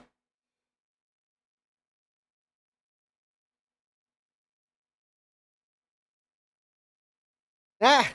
Gutbum says... But by Friday, I'll have a TNT 2, so the Voodoo 2 is going to run, and the S3 card is going to be... Oh, thank you!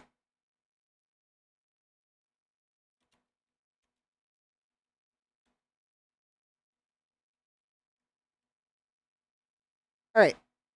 Let's see what hardware info says about this video card. So this is a ATI Rage XL. It has 8 megabytes. And... I think it's a 3D card. I want to say the ATI Rage... Oh, okay, good. No errata. Not that any of these benchmarks will show it, but... Alright. Rudy says, I don't use video cards, I use my imagination. I think we just showed the Trident who's boss. 374.4 frames per second. That's almost double what the Trident card gave us.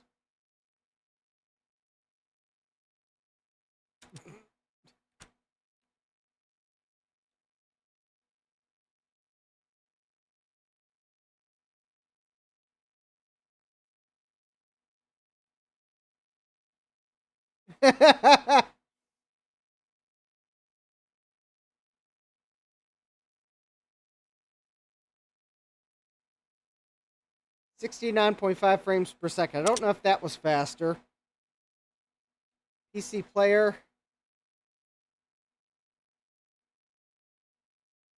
Yeah.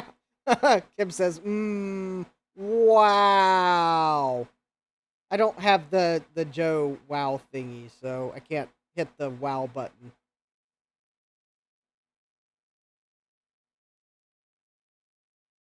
Oh, yeah, yeah. Gutbomb says TNT2 is faster than a Voodoo 2, but it doesn't matter because it's on a Pentium 200 MMX, so they're both CPU bottlenecked. Yes. 34.2. Well, that was actually slower than the Trident card. Interesting.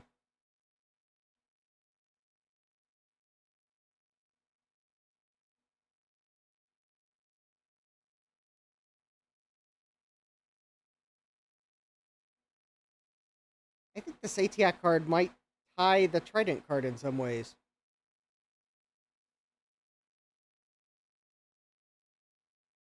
Actually, you know, I should probably re-enable the onboard video and try these same benchmarks with the onboard video. 809 real ticks. Yep, that's a little faster. Yeah, I should probably try the onboard video. I bet it's a really awful. Okay, now that's weird.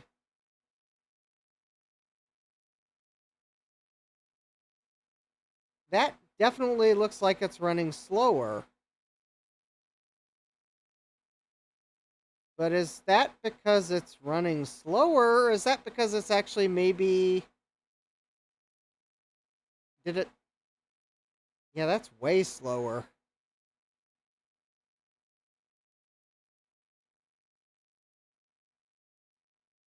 I'll have to look and see what it says when it gets back to the menu. Maybe it turned on 3D rendering? Yeah, this is not faster.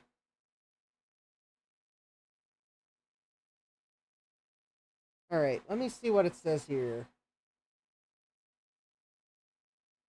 Okay, it sees it as a Mach 64. No, I think it did use software rendering. Yeah, that was 19.1 frames per second. That was definitely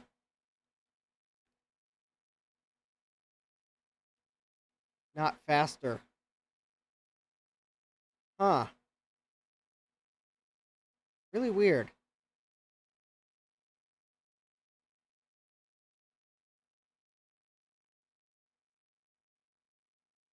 Alright, good night, Rudy. Huh. Alright, let's do what I was threatening to do. I'm going to re-enable the onboard video, and I'm going to run the benchmarks on it. Did I pick the right Quake benchmark?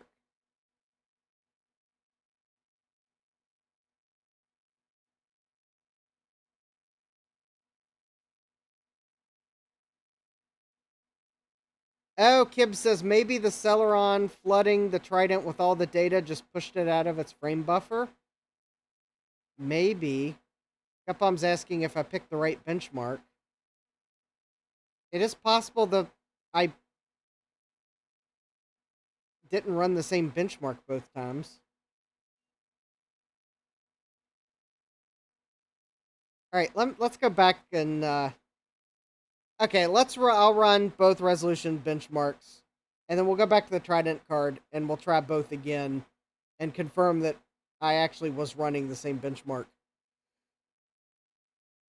And then we'll try the onboard video to see how bad or good it is.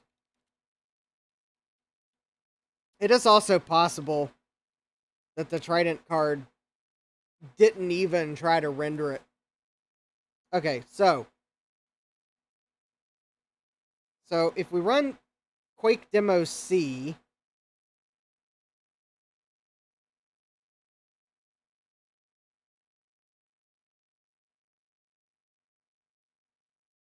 okay, that was 119.3. It is quite possible I ran the wrong benchmark the first time. I thought I ran E. So E is the one. Now that I look at it, I think maybe I did hit C the first time around.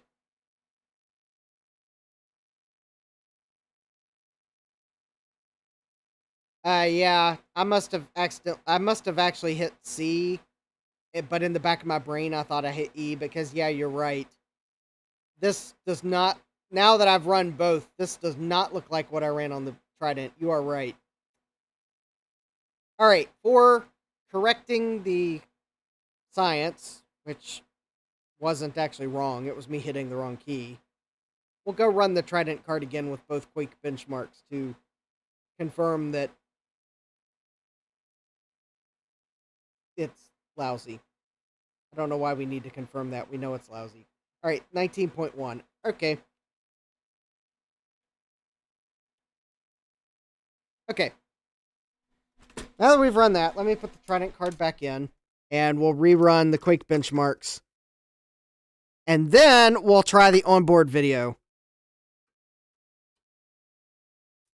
Because the thing is, I don't know for sure, but the datasheet for the single board computer seems to indicate AGP graphics.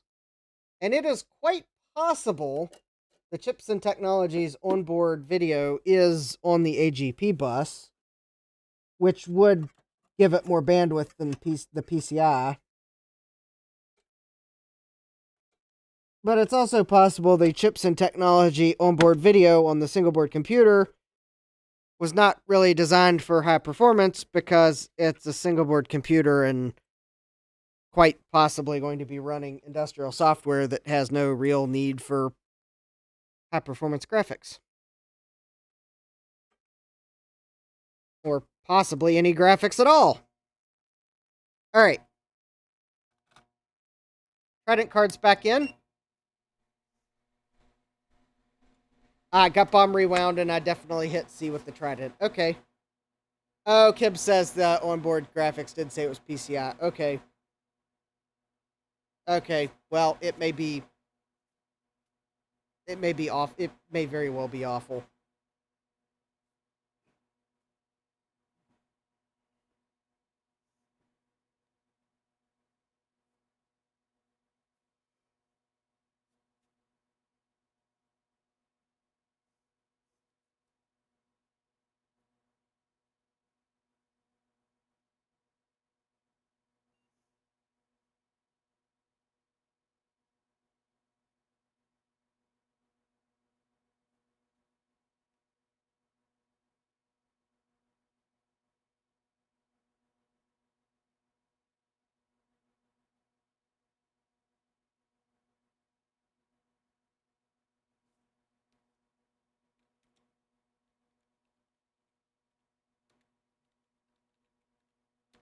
All right, well, then we're going to go straight for E on this Trident card. E for...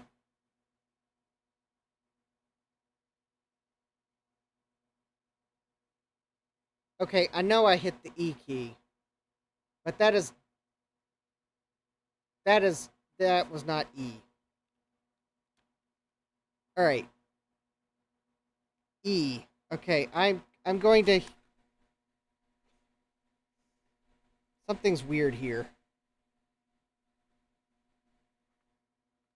Okay, that is the E key. I'm going to hit E, and then I'll switch to it running Quake.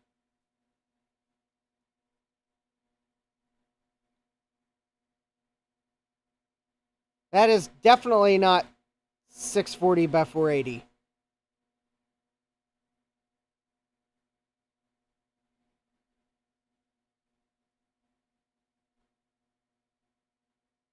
Yeah, it's running E at a lower resolution. That is weird.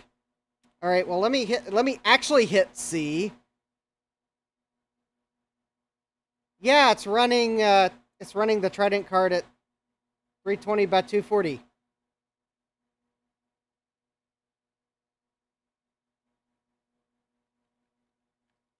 Okay, I've never seen it do that before. Okay, well, what happens if I hit D? Will it actually run at 360 by 480? Yes. Okay, D actually works on the Trident card, and that is definitely slower. I need the console output. How do you bring up the console? I don't know if you can bring it up while you're running a benchmark, though. I think it'll show the console once it's done with the benchmark. Read the... Okay, well, we'll see the console when it's done, I'm sure. It probably said something and I didn't realize the impact of what it said. Okay, not that I can read that.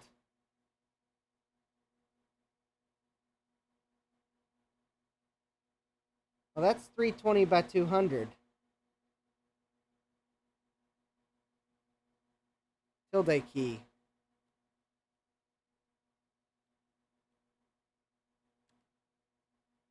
All right, let's run C again, or E again.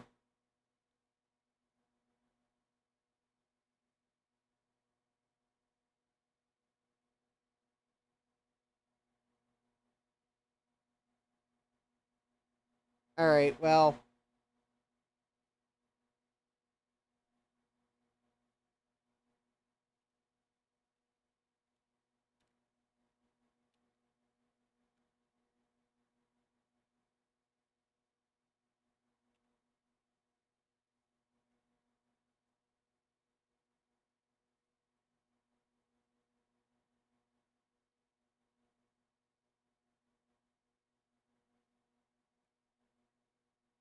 Oh, there we go.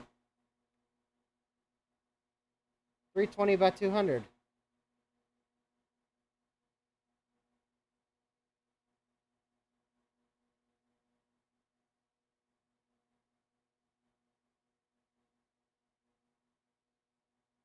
Uh, maybe not enough VRAM? Yeah, nothing useful there. Maybe not enough VRAM. Well, it is possible.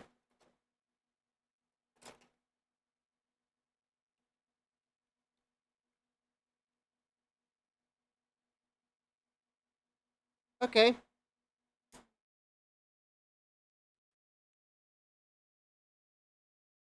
Oh, sorry, I already turned it off.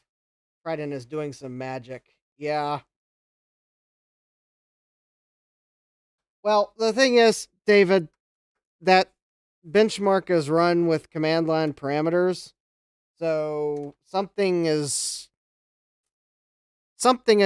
not right, and it's not able to run the benchmark as is being passed in from the command line.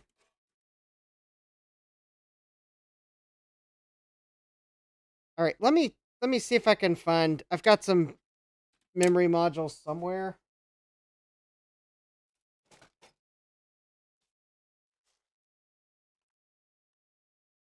I guess.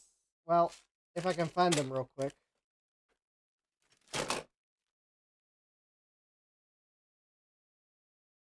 Oh, well, I just found a. Oh, Sound Blaster card. Okay, I don't know why I put it there.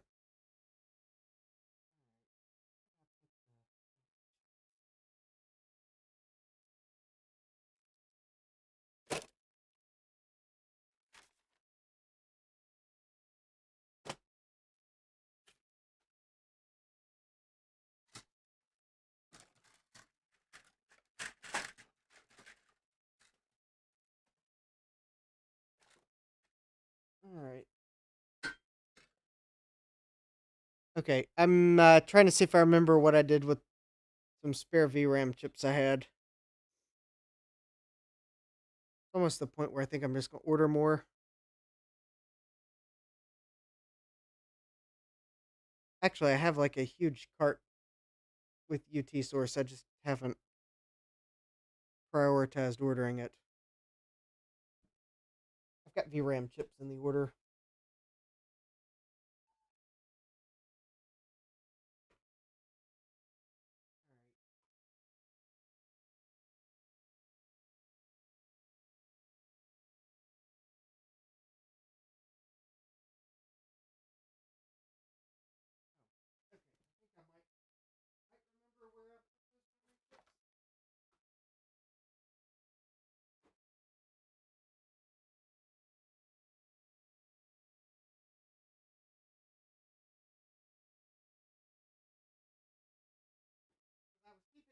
video card that I put some in.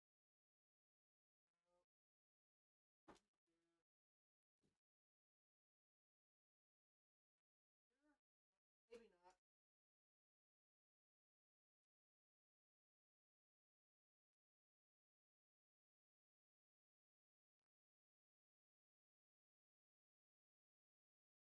Tricky. Let me.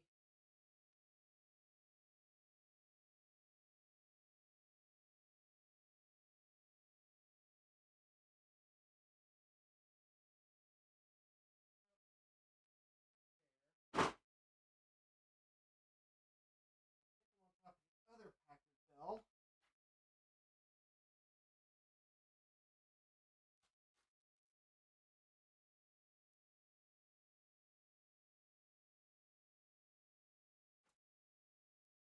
Some.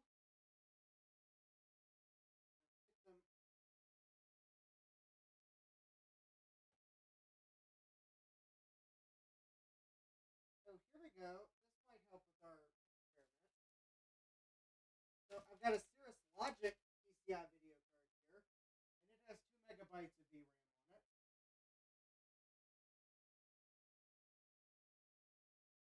I can't find the memory chips that I'm looking for, but this card uses the same memory chips, I believe. Maybe.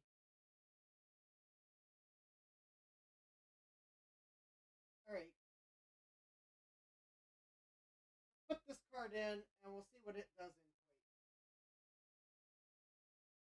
If it also runs at a lower resolution, then it's probably not video memory. But if it does run at a lower resolution, then I'll take a closer look at the chips that are on it, and we'll, if I think they're compatible, we'll put them in the Trident card. Because the speed on them looks... These might actually be EDO and not... These may not actually be compatible with the Trident card, because the speed is like... Oh, actually maybe they are. I'm looking at the Trident card now, and its onboard memory chips are like 60 nanoseconds. Okay. Alright, let's see what the Cirrus Logic card does. And then we'll move memory chips over if it actually runs at the correct resolution. If it doesn't, then it's probably a completely separate problem altogether.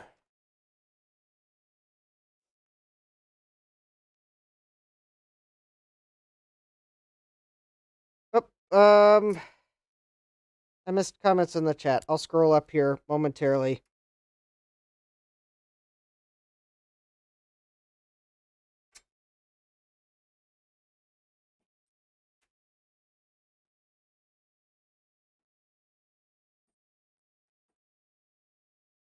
You know, the thing is, I've been looking for my video memory chips because I was going to send some to someone.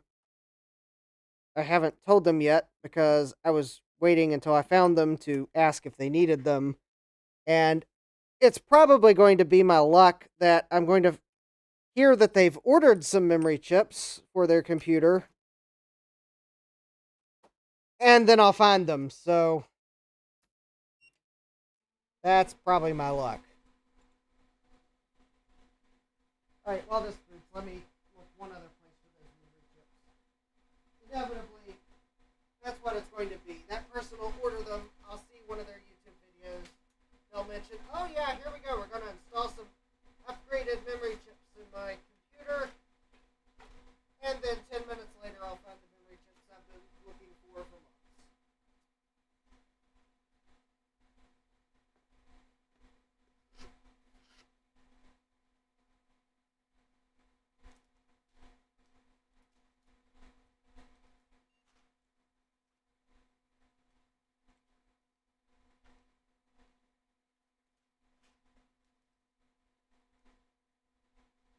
Because at the rate I'm finding those memory chips,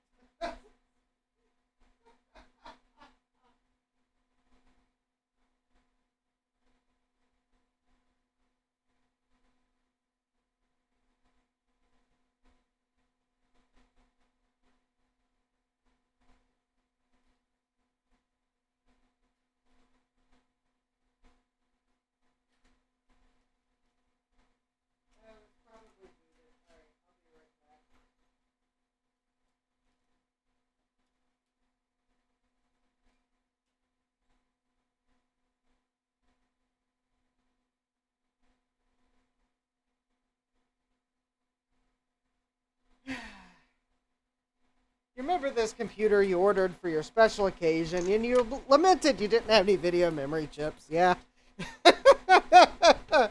uh, okay, you all are making me hungry in the chat. Okay, we have a Cirrus Logic video card. All right, and for the record, I'll go ahead and run hardware info. So there's the video card info. It is a CLGD 5446, 2 megabytes of EDO DRAM. Okay. And we are going to go straight for E.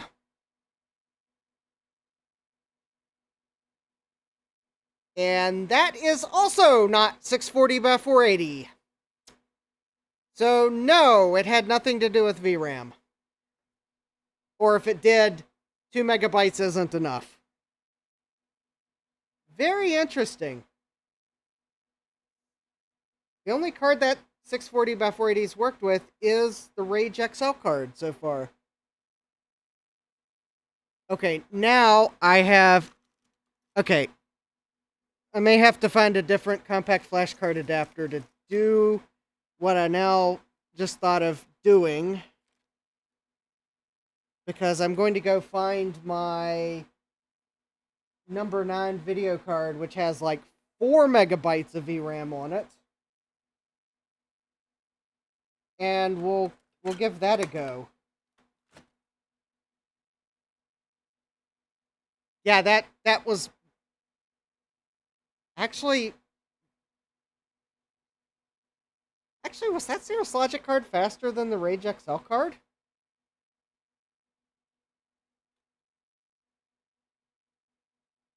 That might have been. All right, let's run the other benchmarks. I think that might have been faster than the Rage XL.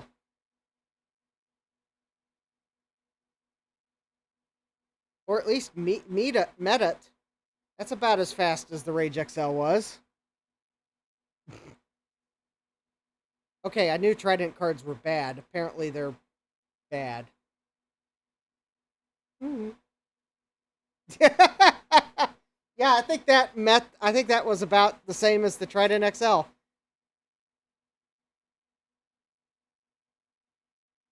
.1 frames per second. That was okay. That's good.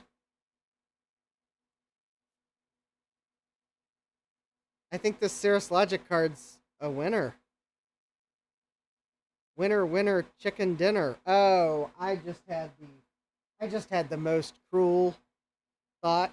Oh. Oh. And I can get it out of the computer. Oh boy, do I have a really awful card in one of my Packard Bells. We're going to put it in next. 55.1 player bench. Oh, you thought like... Yeah, no, Trident Rage XL got like 119. Alright, let's run Doom.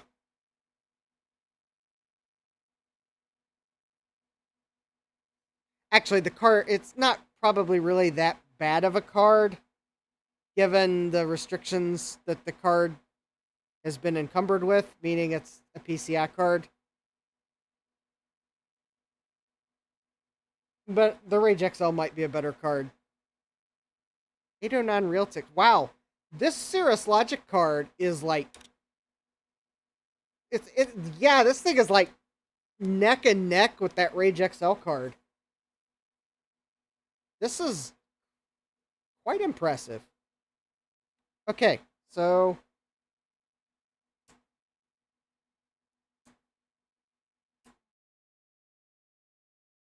Oh, alright.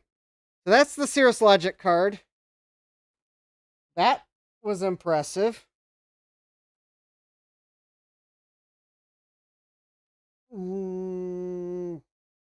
Oh, the video card I've got in that Packard Bell. It's too tall. I can see the height of the card. Alright, I'm going to go into the BIOS here and re-enable the onboard video. Let's give it a go.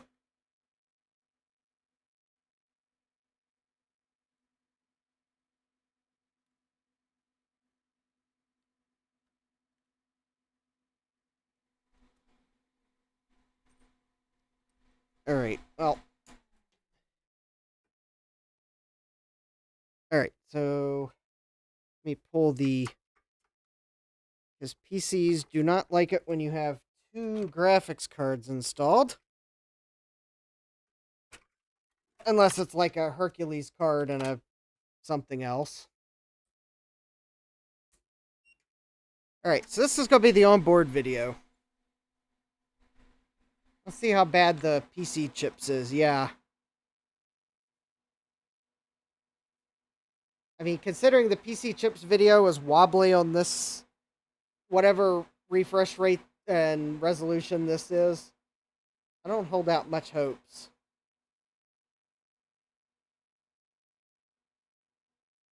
Granted, it is a Chips and Technologies, not to be confused with PC Chips, the motherboard manufacturer that was not really that great.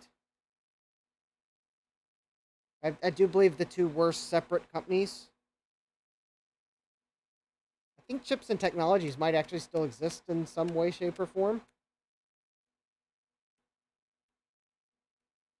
The SCSI card they put on this single board computer is not that shabby. I mean, LSI, Logic, wide SCSI, that's not a bad SCSI controller. And the Intel 10100 network controller is not bad either. Let's see how bad this onboard video is.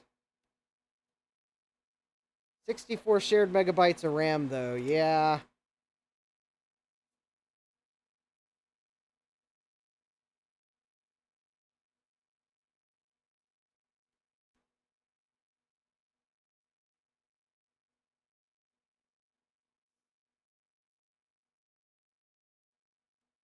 All right.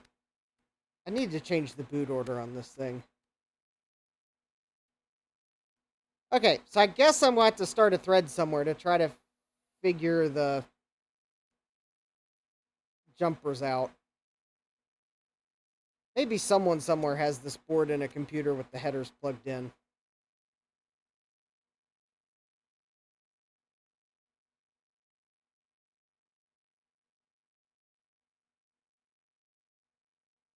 Did I bump the hard drive? Oh, I might have, oh,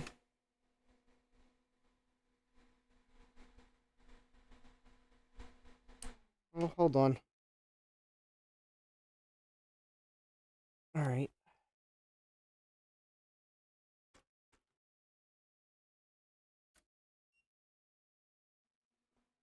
All right, I'll change the boot order while I'm in. I don't know why it, like,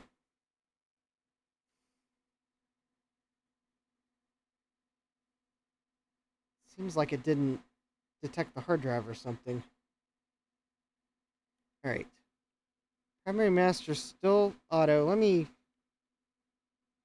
don't have a floppy drive installed, so let's turn that off.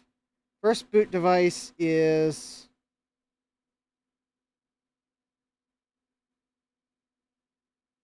All right, floppy, hard drive.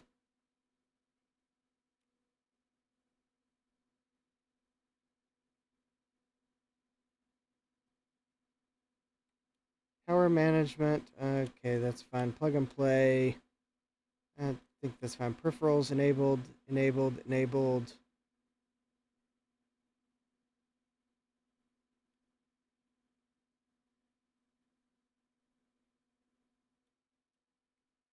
All right.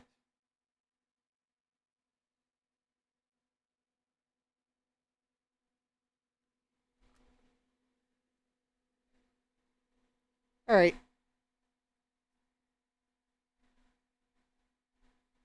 Not sure why it didn't boot from the compact flash card, but hopefully it'll cooperate now. There we go. It did detect it.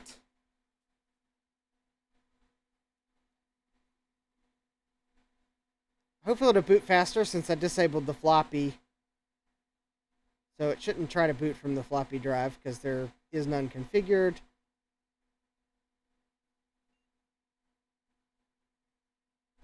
There we go.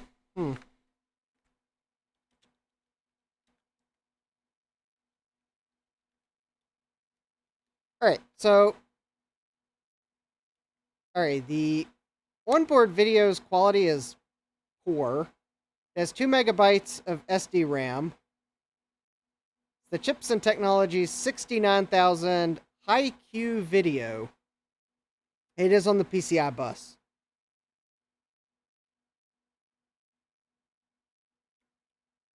All right, so Chris's 3D benchmark.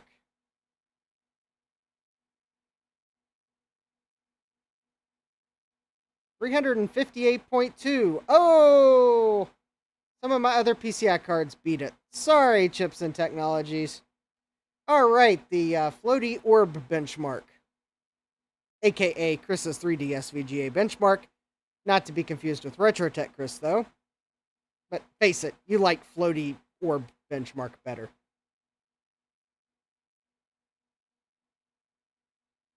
$69.6 frames per second. Okay, that roughly matches some of the others.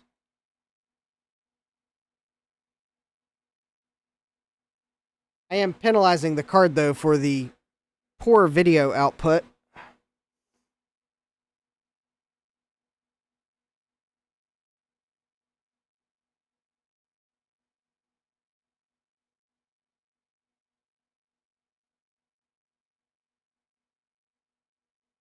or 45.3. Okay, that's definitely, yeah, it's not too shabby.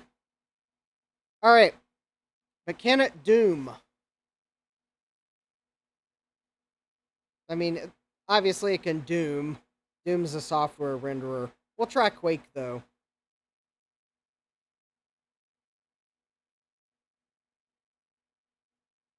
So if you had one of these single board computers and you didn't have a video card for some reason,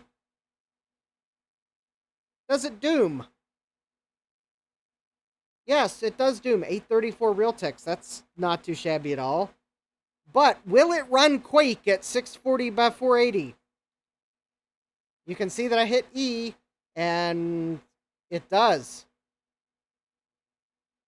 That is, well, that's at least not 320 by 200. Interesting.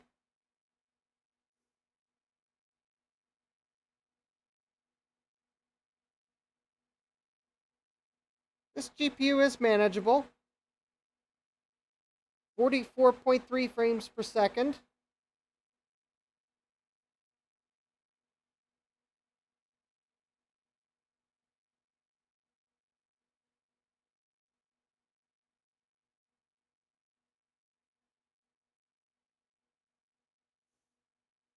Huh.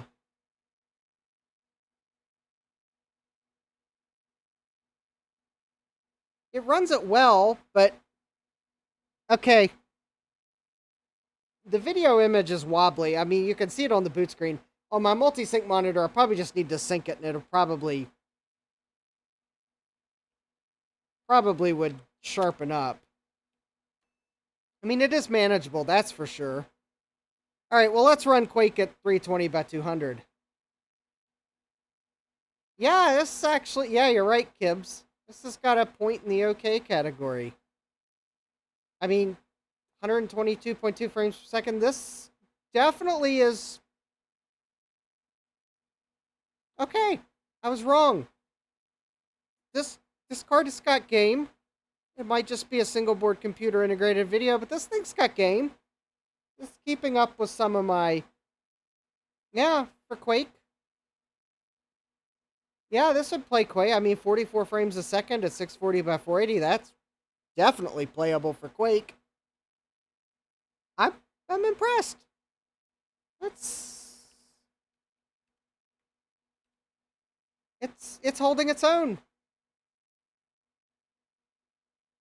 Huh. I just wish I could figure out what the headers are on the board so that I could actually install it in the computer properly, but at least I can see that when I get it installed that, you know, maybe I should just use its onboard video. It's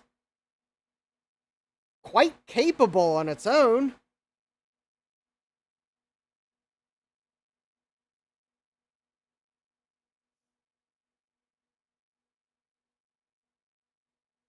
Huh.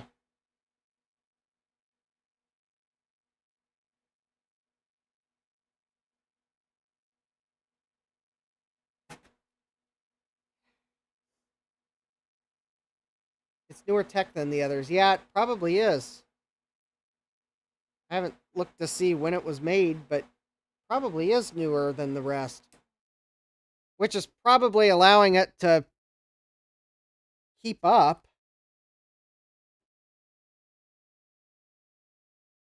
Yeah, this would make a pretty nice. I'm thinking like Windows 98. What did Crystal Group say this would run on? Let me see. I think I still have the page open. Um oh, well I guess they didn't really say. Oh, here we go. Uh all single board computers are tested compatible with major operating systems including Windows 95, 98, 2000 XP or NT, SCO, Unix, Linux, and Solaris x86. Hmm. Well, assuming I can figure out what the headers are, David says Windows 2000 or go home. Yeah, there are some games you can play on Windows 2000. It wasn't like the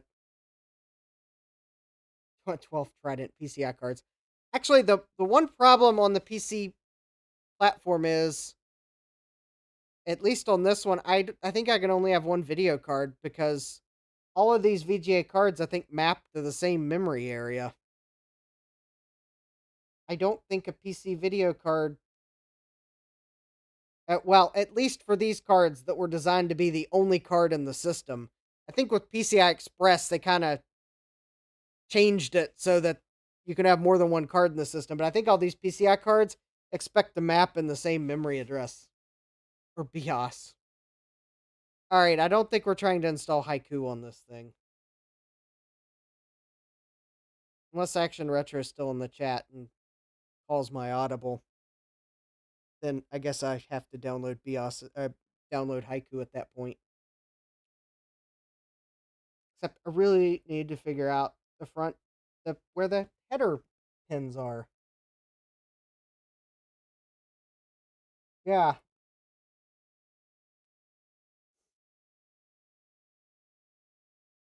Hmm. All right. Okay, so the single board computer works. I don't have the header pinouts. No, I'm looking on the back of the card just to make sure I didn't overlook something that was printed on the back of the card. I guess I'll have to probably post something to Vogons. Wait a minute. I should have searched Vogon's forum.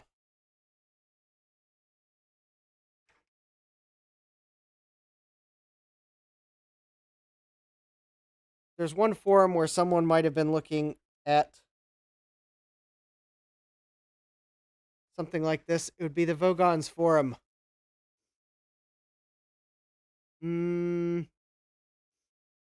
Okay. Tiny Llama, single board computer. It's a 486. Nope. Tiny Llama.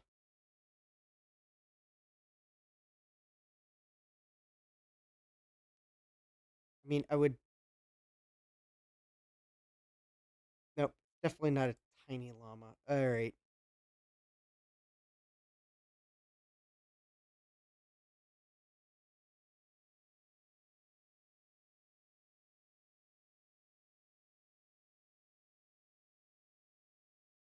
Well, there's one other thing I could do. Yeah, it's certainly a computer. All right. I guess what I'll probably end up doing for this single board computer, I will go ahead and submit it to give it Windows ME. Yeah, if it doesn't start behaving, I will give it Windows ME. Just because it's not on the list of tested compatible operating systems. Okay, I think probably what I'll do, I'll probably post something on Vogons. As I could do that, David, but that's a lot of work for what I would ideally like to plug all the front panel headers in on this board. I guess if I get desperate enough, I'll do it. I mean, effectively, I've been doing that by using an ATX to AT power adapter, but this single board can actually, this backplane is not totally working correctly with an AT power supply. It sometimes doesn't turn off, which is really weird. So it's possible there's a jumper on the backplane I missed, and I needed to change a jumper to tell it that I'm using an AT power supply.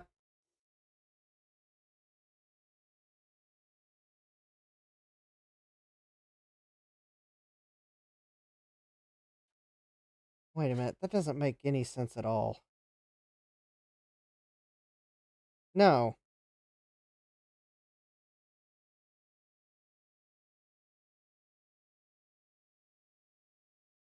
no, that can't be it. Oh, maybe my ATX to AT power adapter's failing. Maybe that's why it's going goofy. Might need a new adapter board. Yeah, I guess if it came down to it, I could wire a. Well, the problem is though, this case, it's a momentary contact switch on the case. So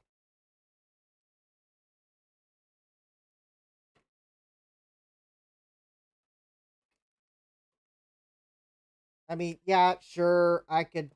I mean, I could hardwire the ATX power supply to just turn on when you flip the switch on the back. I may end up doing that until I can figure out the front panel buttons, but it'd also be nice to have the reset button connected.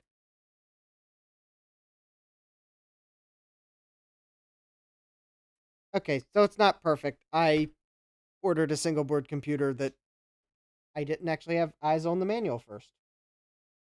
So, eBay regret score, yeah, slight regret.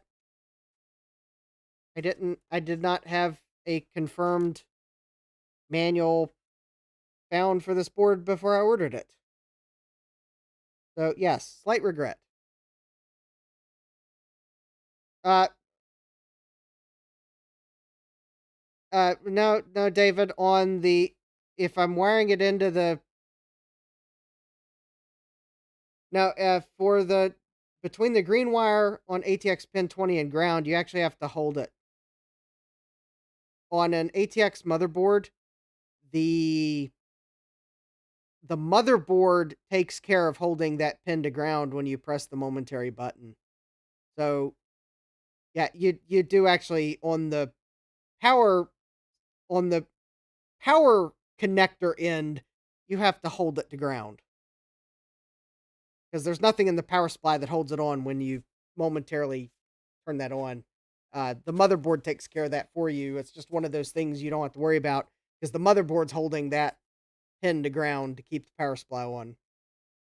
Part of the soft power of it. Yeah, yeah. So I'd have to hardwire the ATX connector to bypass the fact that I don't have a um. I can't figure out where the headers go on the single board computer to,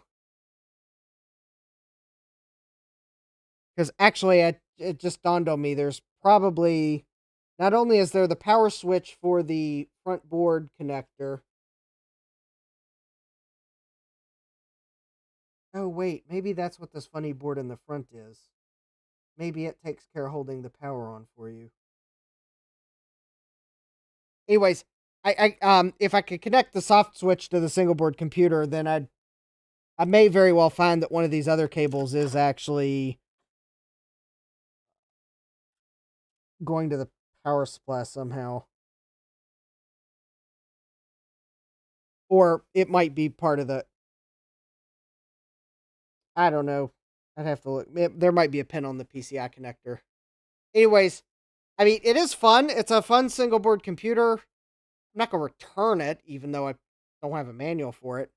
Anyways, I'll probably submit a picture of it to the retro web, because then they can at least add it to the database, and that might have the added benefit that if it's there, and someone runs across it and they have more info, then maybe they'll be more likely to make a submission than they are if they look and they're like, oh, they don't have it in their database. Oh, well. So I'll go ahead and take pictures of the board and submit it to the retro web. I'll also probably make a post on Vogons to um,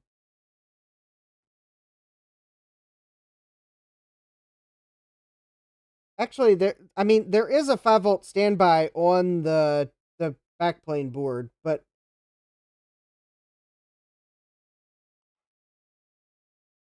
I got to be able to connect the power switch to the single board computer, because the power switch connects to the single board computer, not the backplane. Because the single board computer is where the ACPI circuitry is.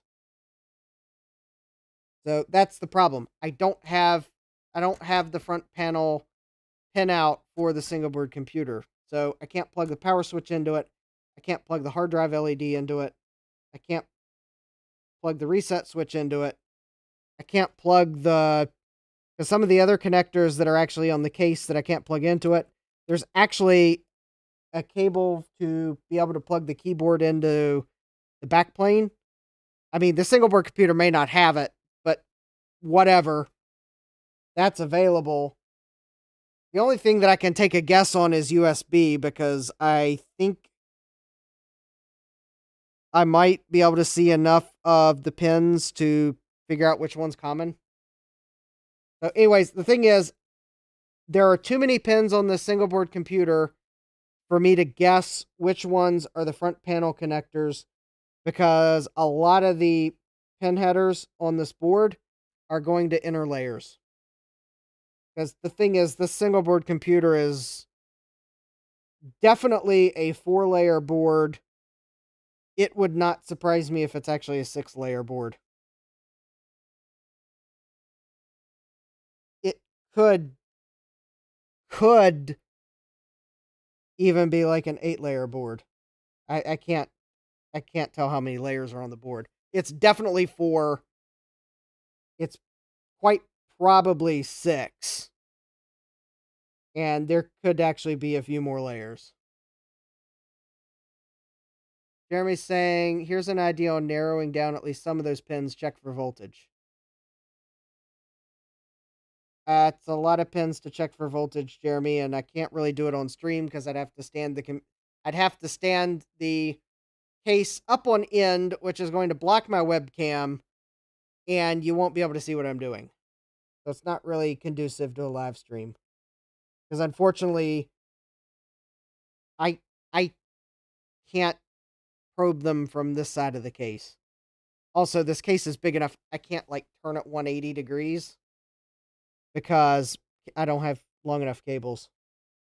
And there's junk on my workbench. Face it, I did manage to somewhat clean my workbench off Sunday during Dave's stream, but then I piled more stuff on it during Dave's stream. So, yes, I could check for voltages, but Jeremy, the thing is, that's still not totally helpful, because now I know where there's voltages. But the thing is, the power switch, there's not going to be voltages. The power and reset switches are, well, there might be voltages. I don't know. Yeah, I guess there would be voltages, because they're probably pull down. I'm only going to know where there's voltages, but I'm not going to know for sure they're the voltage I need. I really need the front panel pin out. Yes, I'm kicking myself for buying a board that I didn't have the manual for, because I got 2 boards mixed up. In other news, I actually, on Friday, I bought 2 single board computers, not 1. I was kind of hinting at it earlier, because yes, I bought 2. The other one, though, is not a Pentium 3. It's not a Pentium 2. It's a Pentium. Yes, it's more than I know now, but it's not something I can really do on the stream, because no one's going to be able to see what I'm doing. But it's still not I still don't want to just plug pin headers into headers on the board that I don't know what they are.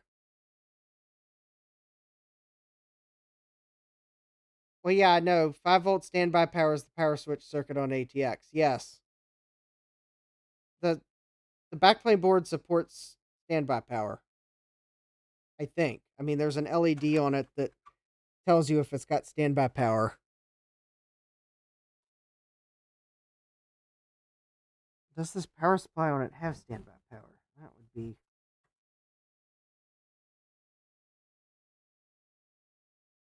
Oh, yeah, the power supply in this does have standby power. I know. Yeah, all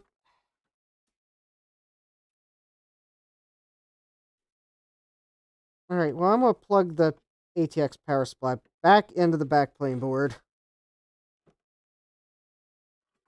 Move the AT power adapter. I don't think this is really going to help much because there's...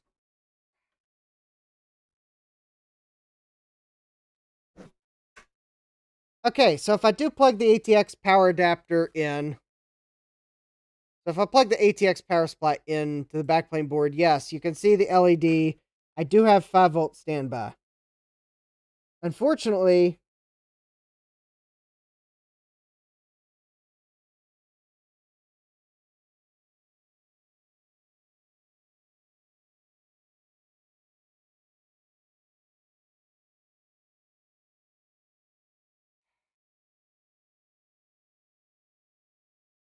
I I mean, yes, Jeremy, I could do a continuity test.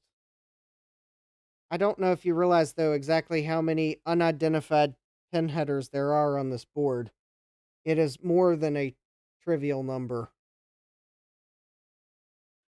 That's why I'm not really wanting to do it, because I'll pull the board out. There are actually a number of unidentified pin headers.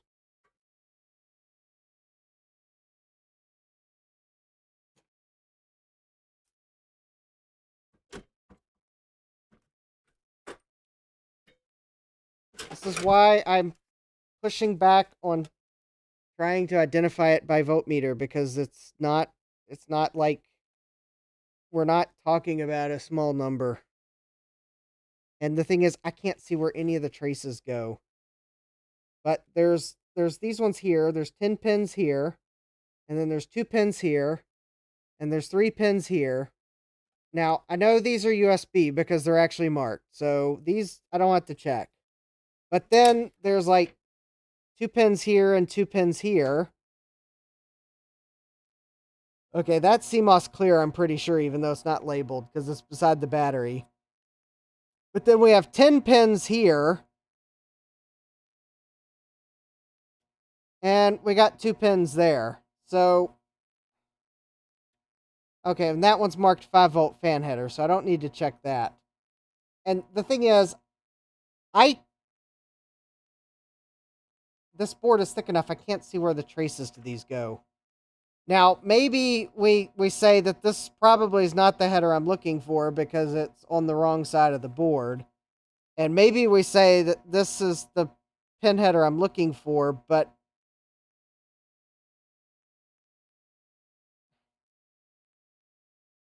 well, but it's I don't want to blow this board up, Jeremy. That's probably what it boils down to. I am like,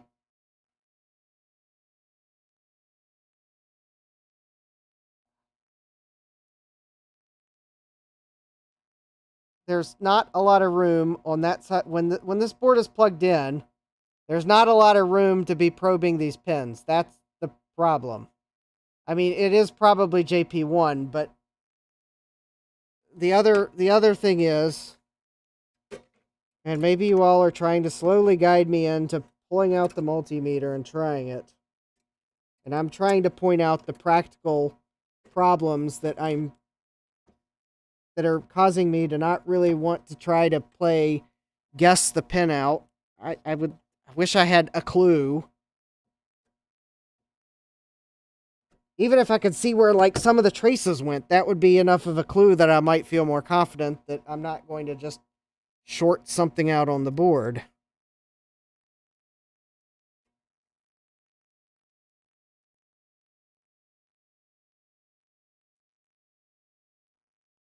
Well, so here's the problem, and this is I, I'm having trouble showing you all because I can't fit the whole thing on my workbench or on the camera view.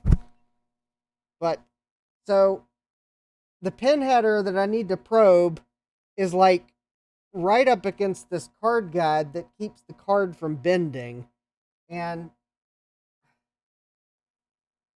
so you're having trouble seeing it. I'm having trouble showing you because that's that's where I have to work. So I'm kind of pushing back because it's not really something I can do on the stream because I'm literally going to have my head in the case and you're not going to be able to see a single thing I'm doing. But I guess if you'll give me a moment, I'll give it a try. But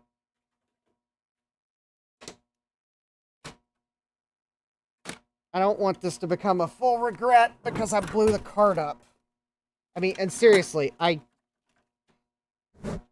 this is not my strong suit of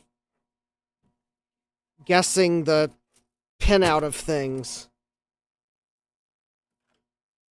All right, you all have convinced me to try it. All right. I don't really have the greatest multimeter leads for this, but I'll give it a try.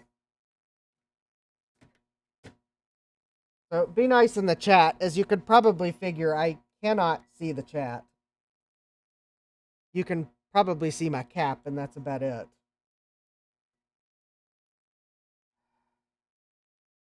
Are we sure there's going to be standby power on this pin header? I guess there's got to be.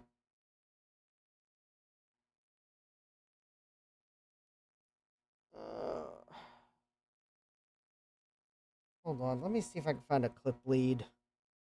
There's really not a lot of room for me to get my hands into here.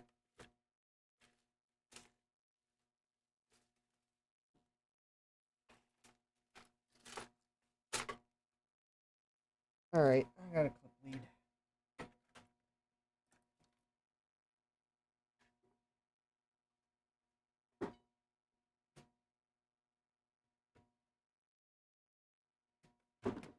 All right. I am also certainly hoping that the metal chassis is grounded because I do not have enough room to get a ground lead attached. Oh, all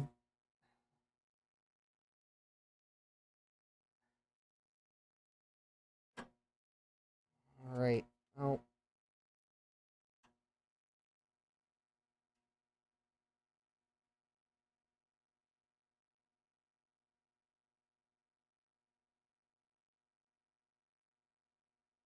Okay, well, it's not that pin. It's probably not that pin.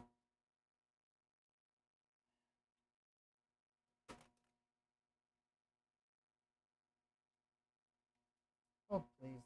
This is not working.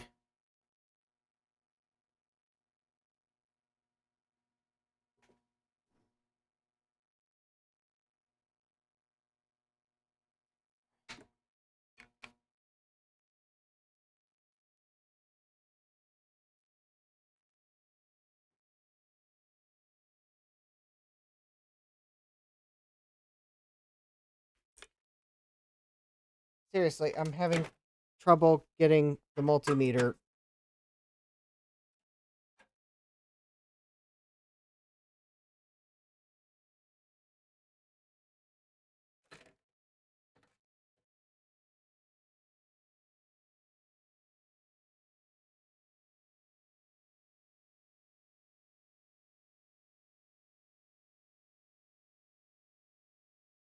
Well, okay, I think I might have found what's probably a ground pin. Oh, maybe not.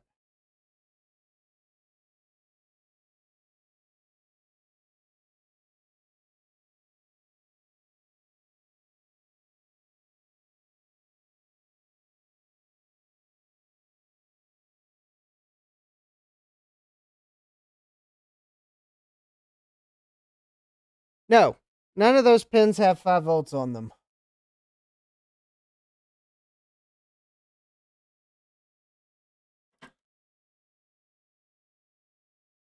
Or the chassis not grounded one.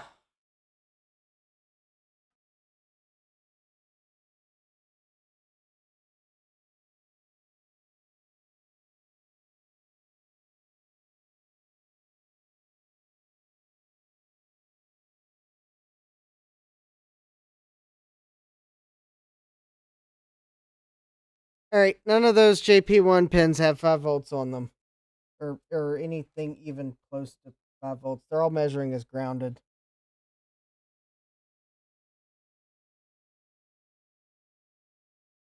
All right, I can confirm that my multimeter is on DC voltage because I just checked the coin cell battery and it's 3 volts.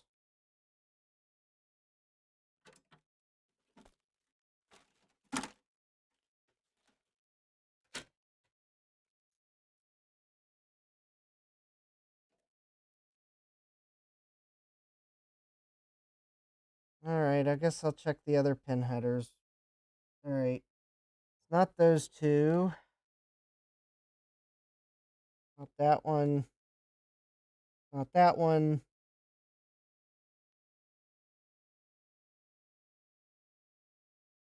Actually, oh, I bet I know what that connects. I bet that. Nope, not that. I think I checked those. Nope. Is it this? Maybe it is this connector down here that I dismissed. Could be it.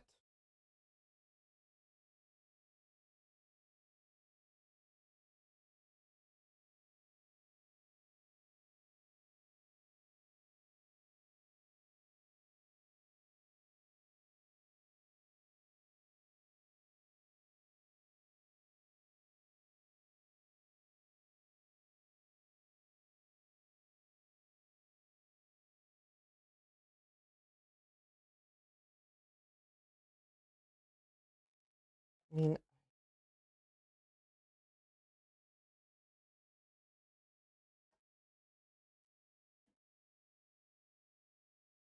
all right. I think I've checked all the pin headers and I don't see 5 volts on any of them.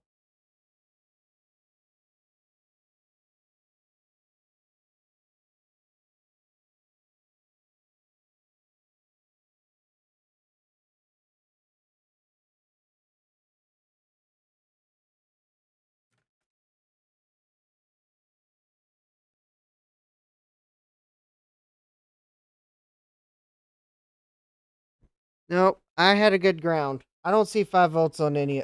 I don't see 5 volts standby on any of them.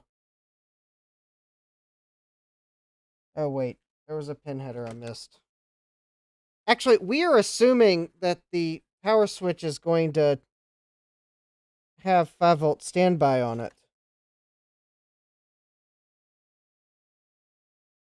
We are assuming that the power switch works that way, and it's not like a matter that the power switch is actually grounding something.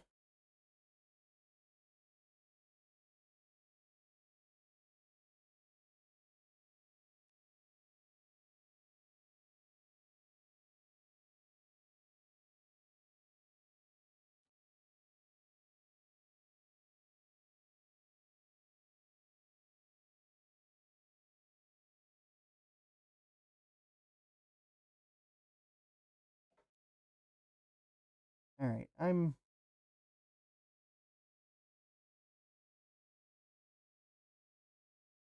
I don't see 5 volts anywhere on any of these pins.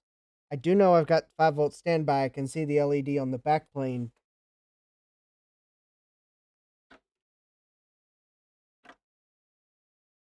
And I think there's a test. Yeah, there's a test point.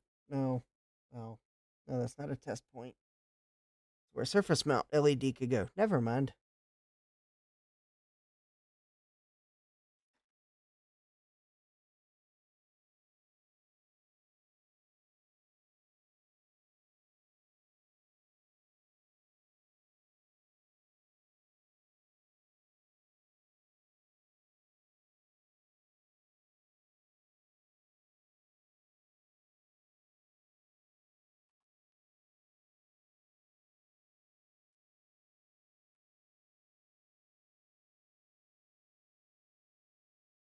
Oh, I think I just noticed something about one of the...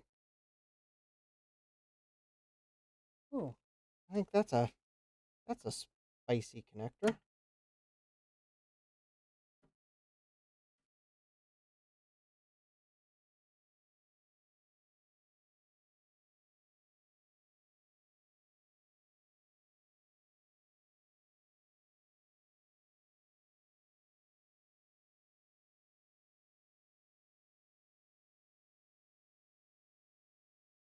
Hold on, I'm checking something. I noticed something about...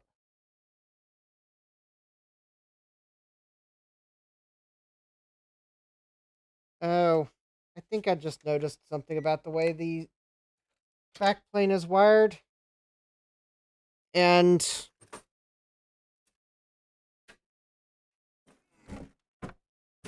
it's probably why I'm not measuring 5-volt standby on any of the header pins on the single board computer.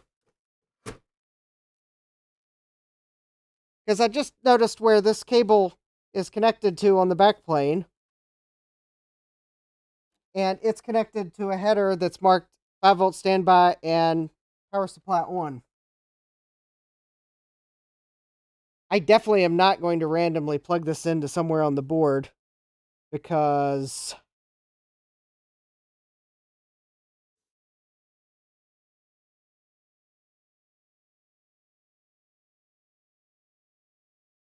that would be bad.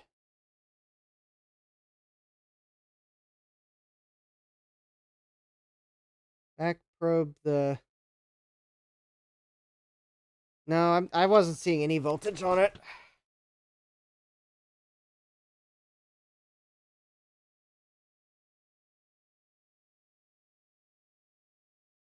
I don't have any good DuPont connectors, Jeremy. I mean, I've got them, but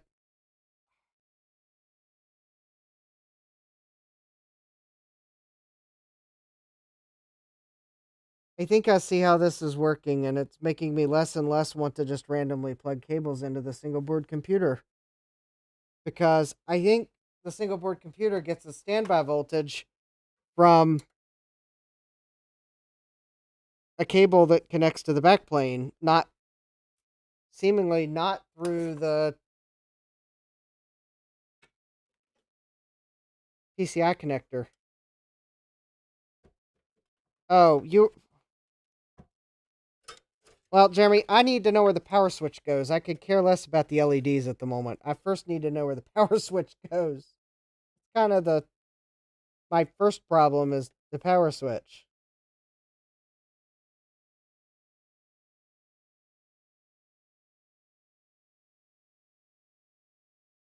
I mean, the LEDs don't do me any good unless I can first have a power switch.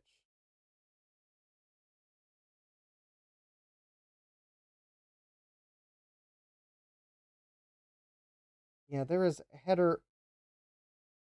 There is a header on this board.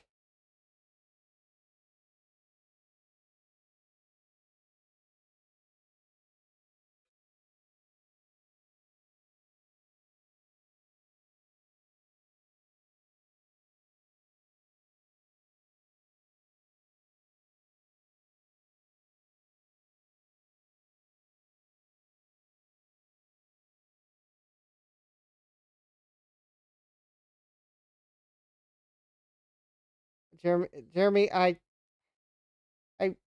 really, I'm already having enough trouble probing things with the power, just standby power. I really don't want to add the whole thing powered up to complicate matters.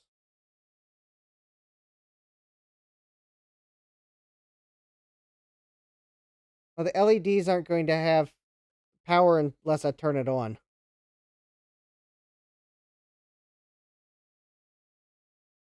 The backplane must provide the power on signal, but I don't know where to plug it into, because the backplane is providing... Here's the problem. I have discovered that the cable coming from the backplane for the power control signal has 5 volts on it, so I can't just randomly plug that into something. That would cause damage if I plug it into the wrong thing. I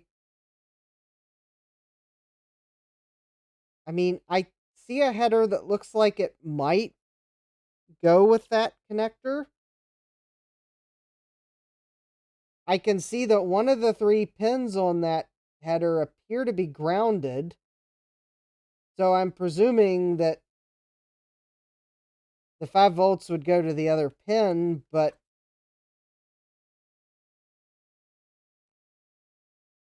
it's connected on an inner trace. I can't see where it goes. Remove the 5-volt pin. I can't remove the pin.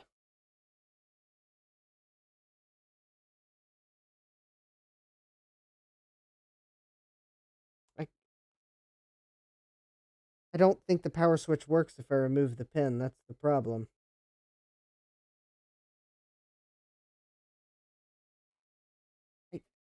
There's a 3-pin header here. I'm kind of thinking that might be the header I need. But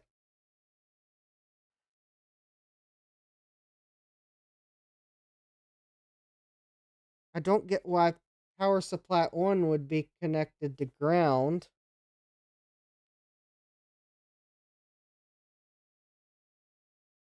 Unless this single board computer just always turns it on.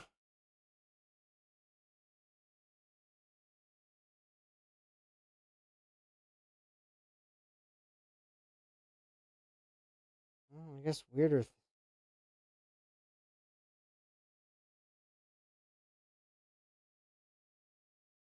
Oh, that's USB header.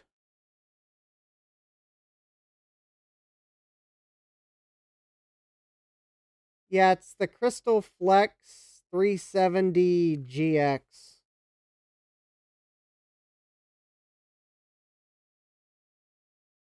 I'm looking on this to see if there are any hints at all.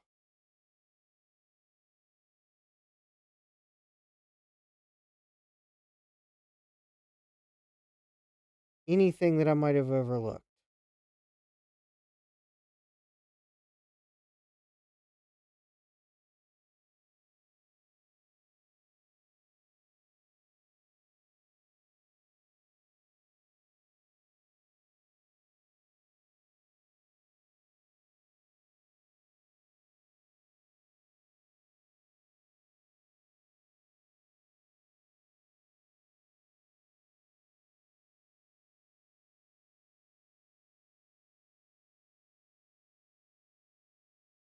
Yeah. Oh, yeah, and Gut Bomb, you'll also inevitably find Southern Baptist churches, too, when you do the search. Yeah, SBC with this board is seemingly not honing in on one specific type of search. Okay, I'm... Alright. Let me see here. Is that pin actually grounded?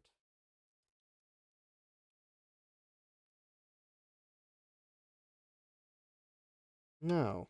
Oh, so that pin's not actually connected to ground?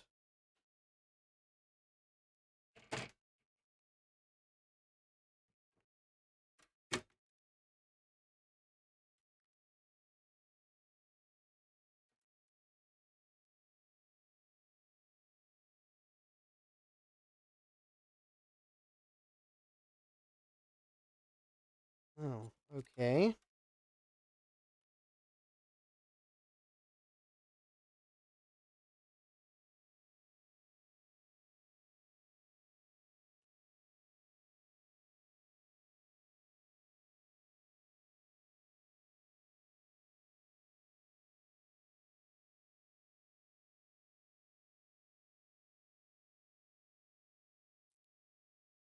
Oh, Kib says try single board computer instead of SBC. Yeah, that might be worth trying. Hold on, I just thought of something.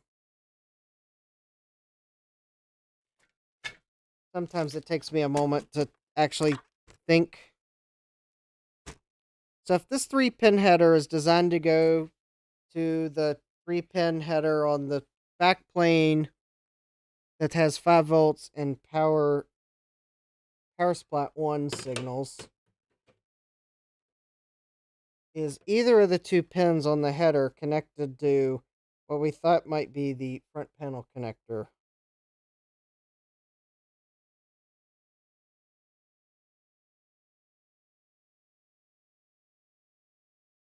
Nope, that one's not.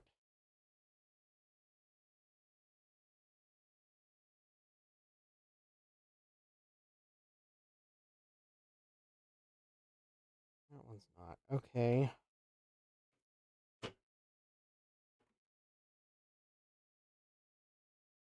Well, are any of these pins connected to...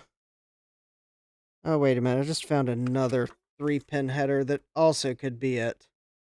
Which is exactly why I didn't want to just jam the header into something.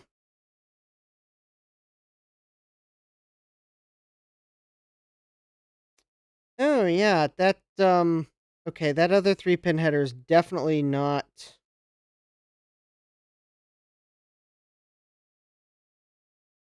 Okay, the other 3-pin header is definitely not the one I'm looking for, because one of its pins is connected to the ISA slot header.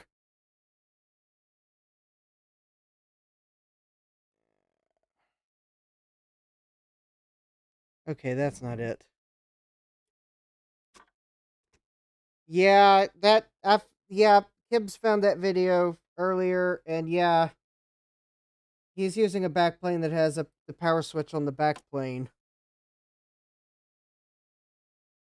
Unfortunately, this backplane does not appear to have a power switch.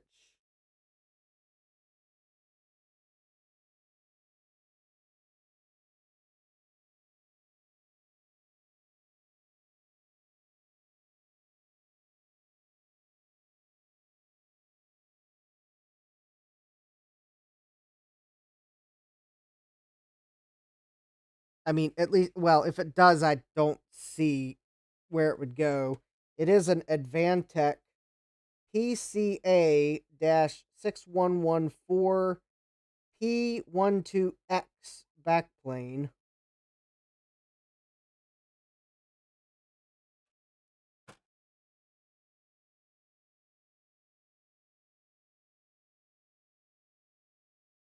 What's wrong with me using the ATX to AT thing? It's not turning off reliably, which makes no sense. Which probably means my adapter's failing. I would turn the switch off, going to my adapter, and the power would stay on. So either my toggle switch is... I mean, I don't think it's the toggle switch. I think it's, like, probably the electronics on my adapter board. Because I'm pretty sure my toggle switch is... I doubt it's the toggle switch. I mean, I'll probably have to look at the adapter. Well, the other problem is I have one ATX to AT adapter that gives 5 volt or negative 5 volt power. Because actually, the thing is, this ATX power supply that I have in this case actually does deliver negative 5 volt power. Oh, well, that's probably why I was having trouble with this adapter. I didn't realize this ATX power supply in this case actually gives negative 5 volts power, so... Ah! Okay, that was probably not good. Yes, my card has the SCSI part populated.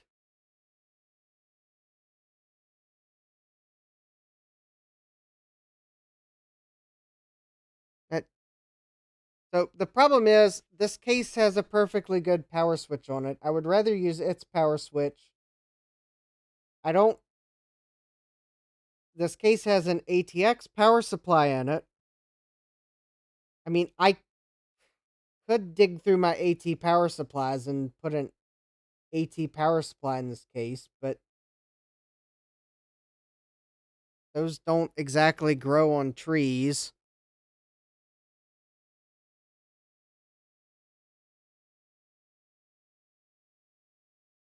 Also, I would need an AT power supply that has an external power switch because this case has no. I don't think there's a way to mount an AT style toggle switch in the case. No, there's not. The case is only designed for a momentary. Yeah, I can't mount a AT power switch on this case. So I'd need an AT power supply with an rear power switch, or would either have to rig something up that would leave an AC cable dangling, and I don't want to do that. Is connector. Oh, wrong backplane. And an AT power supply may not deliver enough power, as Jeremy points out. Yes. Let me put the ADVANTECH.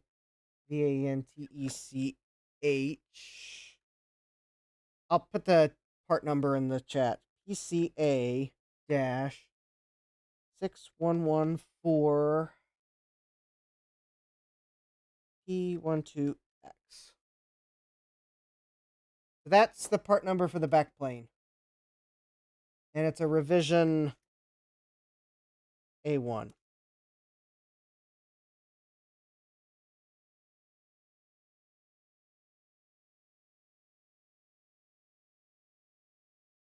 CN1, the power on cable. I'm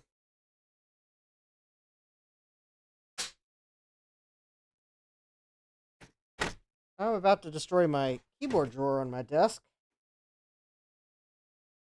Oh, yeah. If you heard that pop, that was the keyboard drawer cracking. Yes, the power on header on this backplane board is labeled PCN1. Although that is the lousiest P in the world. It looks more like a mu than a P, but I think it's PCN1. Or HC. Oh, maybe it's an HCN1? It is the world's worst letter followed by CN1. Because I can't tell if it's supposed to be an H or a P or a mu. Because there's, I think, a silkscreen error. Okay, got bomb, I think, found it. No worry, Kibs. All right. So this backplane connector has, yep, that's definitely the backplane I'm looking at. Okay. Jeremy, I think the style board you were looking for is PICMG. That's the style of single board computer this is. PICMG. I don't know what that stands for. Okay. All right, let's see here. Keyboard in from the CPU card, keyboard connector, keyboard out, blah, blah, blah, keyboard out. Let's see, that's not it. Big 4-pin powers connector, AT power connector. Okay, so HCN1, power supply on function to CPU card for ATX power signal, 3-pin connector. HCN2, 8-pin alarm board power connector. HCN3, 5 and 12 volt power connector. HCN4, 12 volt fan connector reserved. All right. So HCN1, the pinout in this manual does say that pin 3 on that connector, it does have 5 volt standby on it, and I actually confirmed that with the multimeter. PCI routing table, jumper select.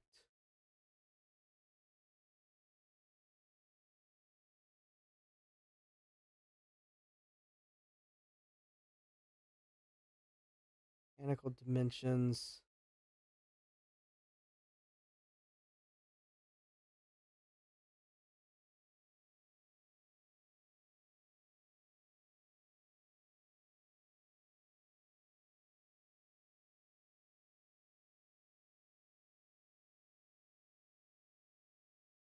Yeah, this backplane doesn't have a power switch on it.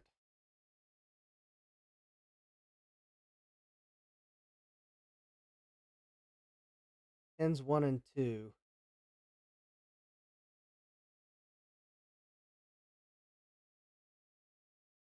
Yeah, we're also assuming this single board computer and the backplane are using the same standards. It may be the backplane uses a proprietary.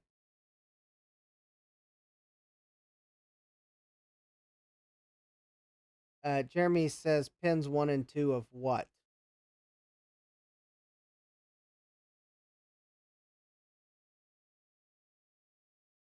I don't know which pins 1 and 2 you're referring to or what I'd need to do with them. I mean, okay, so I will say the single board computer that was on this backplane is, and I believe it's an Advantech single board computer. It is possible this enclosure is only going to work with an Advantech single board computer, which in that case, hopefully I can find a manual because I just realized I yanked all these cables out without paying much attention to where they were connected to. Hmm.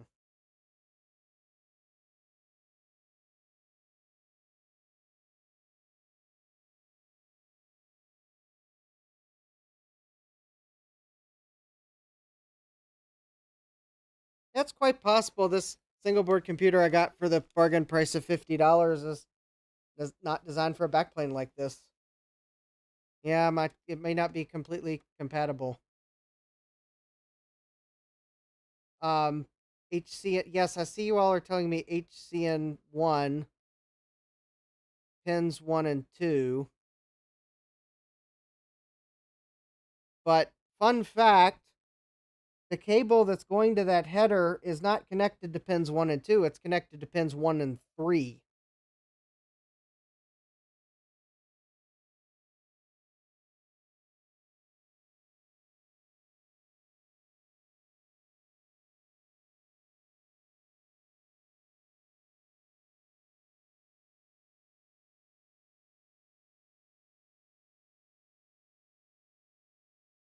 And also, looking at the backplane, I believe it is possible that pin 2 is actually not ground because there's a resistor connected to pin 2. I mean, it could be a 0 ohm resistor. I can't tell. I can't read it. But I am calling into question that pinout for that connector is totally correctly. Yeah. Oh.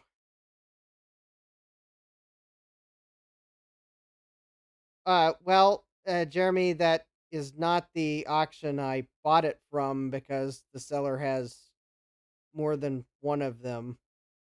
But yes, that's the single board computer.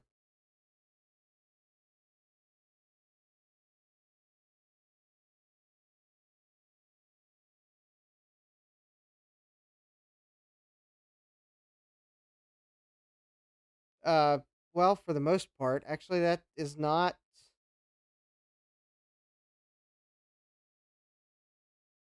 Okay, maybe that is it. I got thrown off because the auction that you pointed me at, Jeremy, has two DIMMs, and the board in that auction has some silk screens that don't exist on mine. But I believe it is the same board.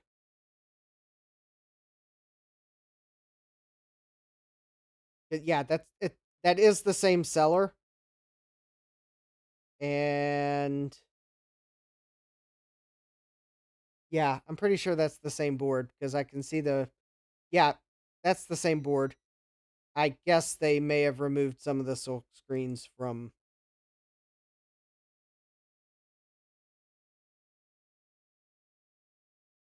Unfortunately, I don't see. All right, first of all, I'm not. Um, I don't need to buy a second one of these.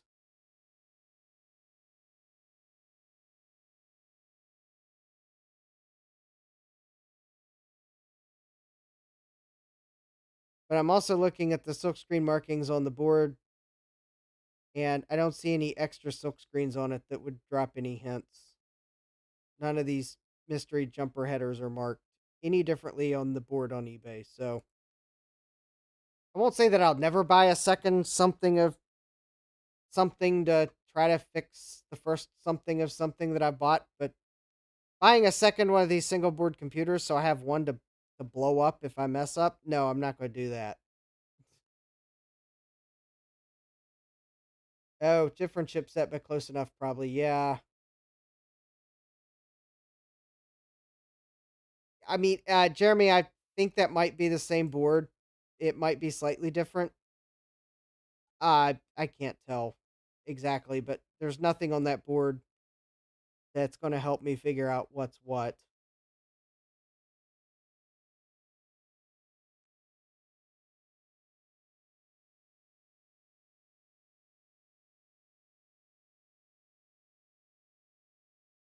Hmm. That is the same seller, though.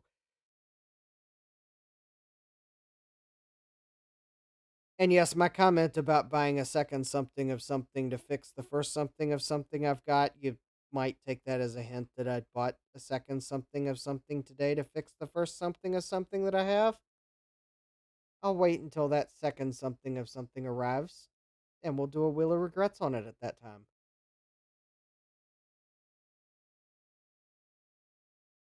I could ask the seller. I mean, I guess I could ask the seller if they have any.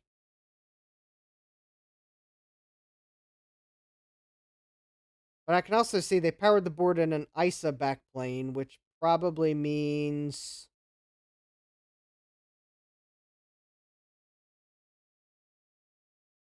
their backplane may have a power switch. Guess I could ask. I mean, it is entirely possible this Pentium 3 single board computer was designed to be used with a backplane that has a physical power switch on the backplane.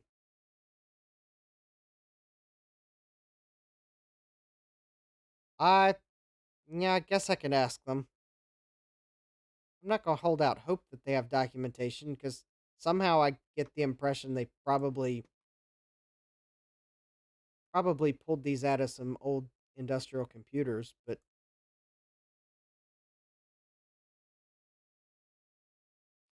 who knows? All right, well, I guess I wasn't quite as successful as I was hoping I'd be. I mean, yeah, it works, but I think what I figured out that while the single board computer I bought works, it is quite possibly not designed for a chassis like this. So I'm not able to, but I don't know. I can't find the manual for it because, well, I made a mistake when I bought the board, I guess. So, well, we all make mistakes. I'll email the seller. I'll ask if they have any documentation, although I'm not going to. I won't be surprised if they don't have documentation. I'll put it that way. I mean, it did computer. I mean, it did computer, and maybe I'll someday find a more appropriate enclosure for it. I was kind of hoping to use the one I had because Pentium 4s are like really newer than I usually like to dabble with because that's kind of my cutoff point on PC is like Pentium 3 to Pentium 4. Maybe it's also because I thought net burst was just a net bust.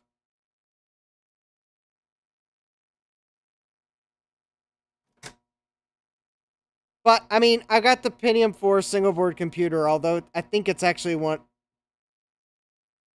I actually don't know what generation of Pentium 4 it is.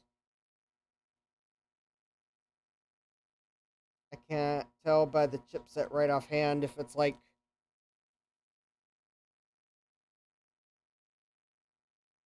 Oh, the really cool part about this Advantech single board computer is the silk screen on the back actually says what a number the headers are for. That's actually nice. Also, I think Advantech has manuals on their website, so yeah, that's.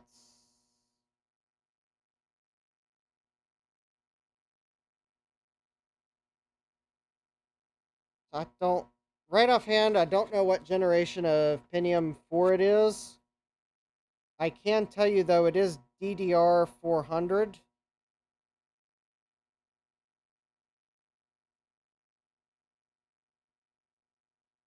So maybe it is socket 478 or socket 775. I can't tell without removing the heatsink, and I don't really want to do that tonight. I'm trying to see if maybe the I could look the Advantech single board computer up on the retro web. That would probably be the easiest thing to do. Still, it's a bit newer than I kind of really wanted to dabble with. But all right, let's see how new or old this Pentium 4 single board computer is. I think the retro web has it listed more than likely. All right, Advantech. I don't know what socket is. All right, 86. It is a PCA 6188.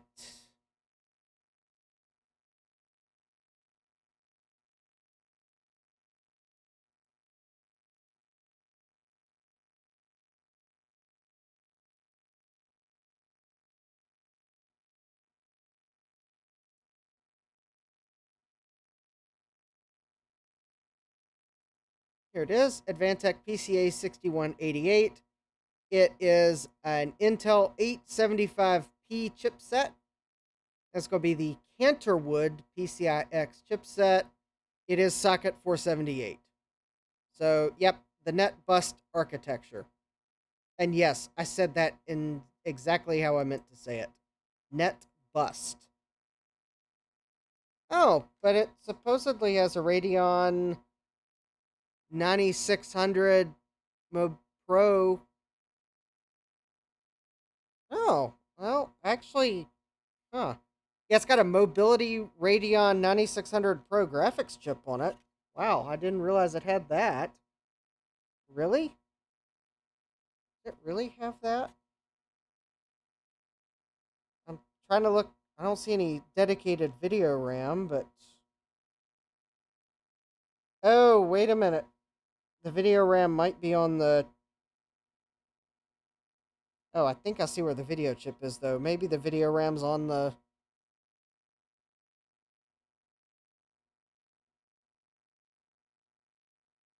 Oh, that's neat. I think the video RAM for the video chip is like on the chip itself, like stacked. That's neat. Okay, so yeah, maybe this single board computer is a little bit nicer than I gave it credit. I mean, still, it's the net burst architecture, so Mobility Radeon 9600 graphics, though, I mean, okay, for a single board computer.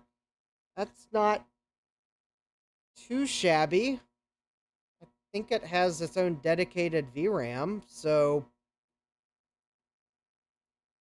the RetroWeb has the user manual for it.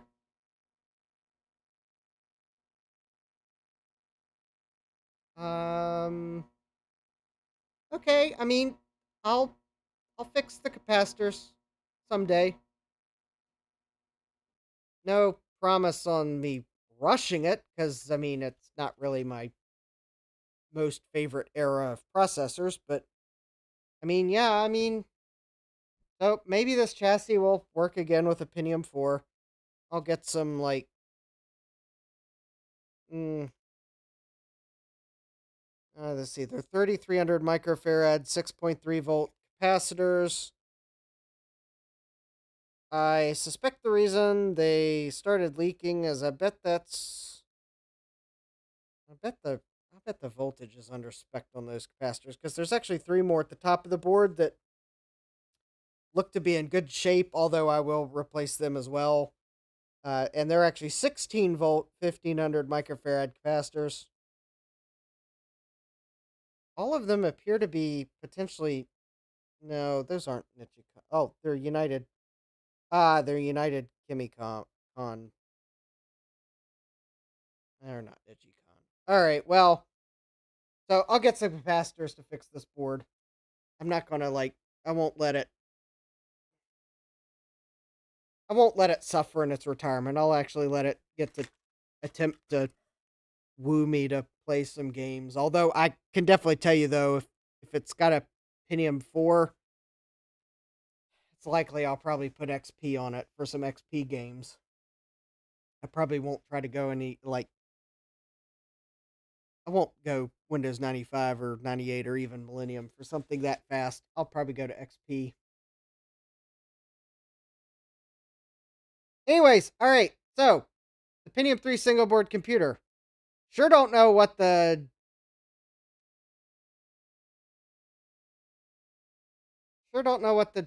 jumper settings are, but I guess I'll make some posts to figure it out.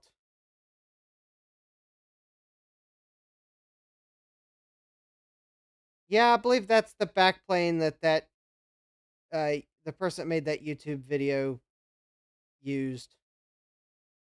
My only problem with that backplane is that it's a backplane and I don't know what case it goes in.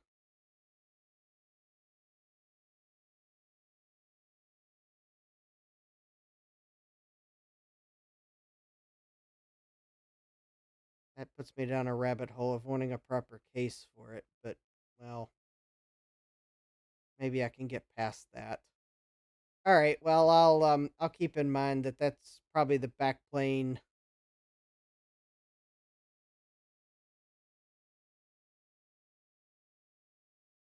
PSC-MG 1.0.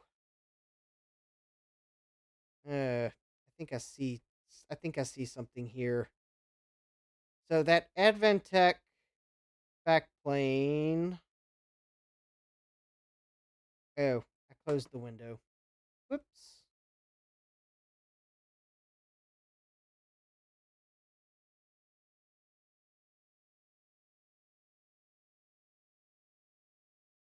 Uh,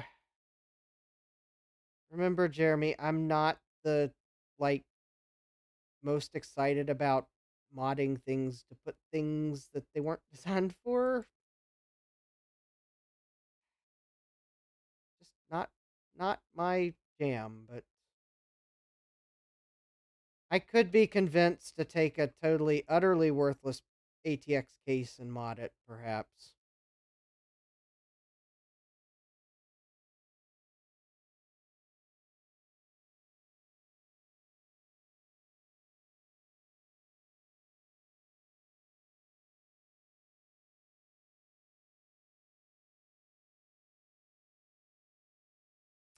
Oh, I'm looking at the datasheet for the backplane that I have, and it doesn't say what version PSCMG it is that I clearly see.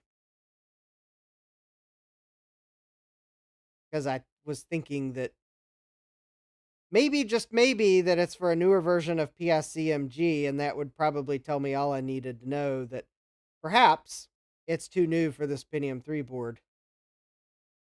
But I don't see, it doesn't look like Advantech put the version of PSCMG on the datasheet. So, never mind that. All right. Yeah, the industrial case is the point, anyways. Yes. It is an industrial PC. It feels like it needs an industrial case. I mean, it is entirely possible that the backplane Jeremy sent me. I know, Jeremy. I can't fault you for going down the modding rabbit hole because for some people that is their jam, and I don't fault you. I don't fault Action Retro. I don't fault anyone that does that, but it's like not really my thing. I guess I'll do it if I absolutely have to, but I'm probably going to first try to look for the path that makes it right for the time period. So, I mean, I hope you realize I do enjoy subscribing to some channels and they mod things. I do enjoy seeing the mods. I just don't like doing them. As if that makes sense. I enjoy seeing them, I don't enjoy doing them.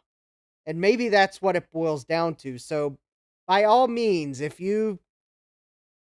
any of you all have YouTube channels and you do mods, don't worry, I probably will enjoy watching them, but I'd rather enjoy watching other people do it because to a point sometimes the mods get so fiddly that I just get frustrated and don't want to do it because like it's just not something I enjoy doing. But I mean, believe me, I like seeing modded cars, modded computers. I mean, I'll totally watch other people do it. It's just not something I really enjoy doing. And that's why I try to first try the okay, let's make it right for the time period, but if it's completely not usable that way, then I'll look down the probably the least um like the I mean if I had to actually mod something to make it usable, sure, by all means, but that's kind of like where I am is um actually though I also got sidetracked. I think actually the more I look at this case, I think that backplane you linked might actually go in this case.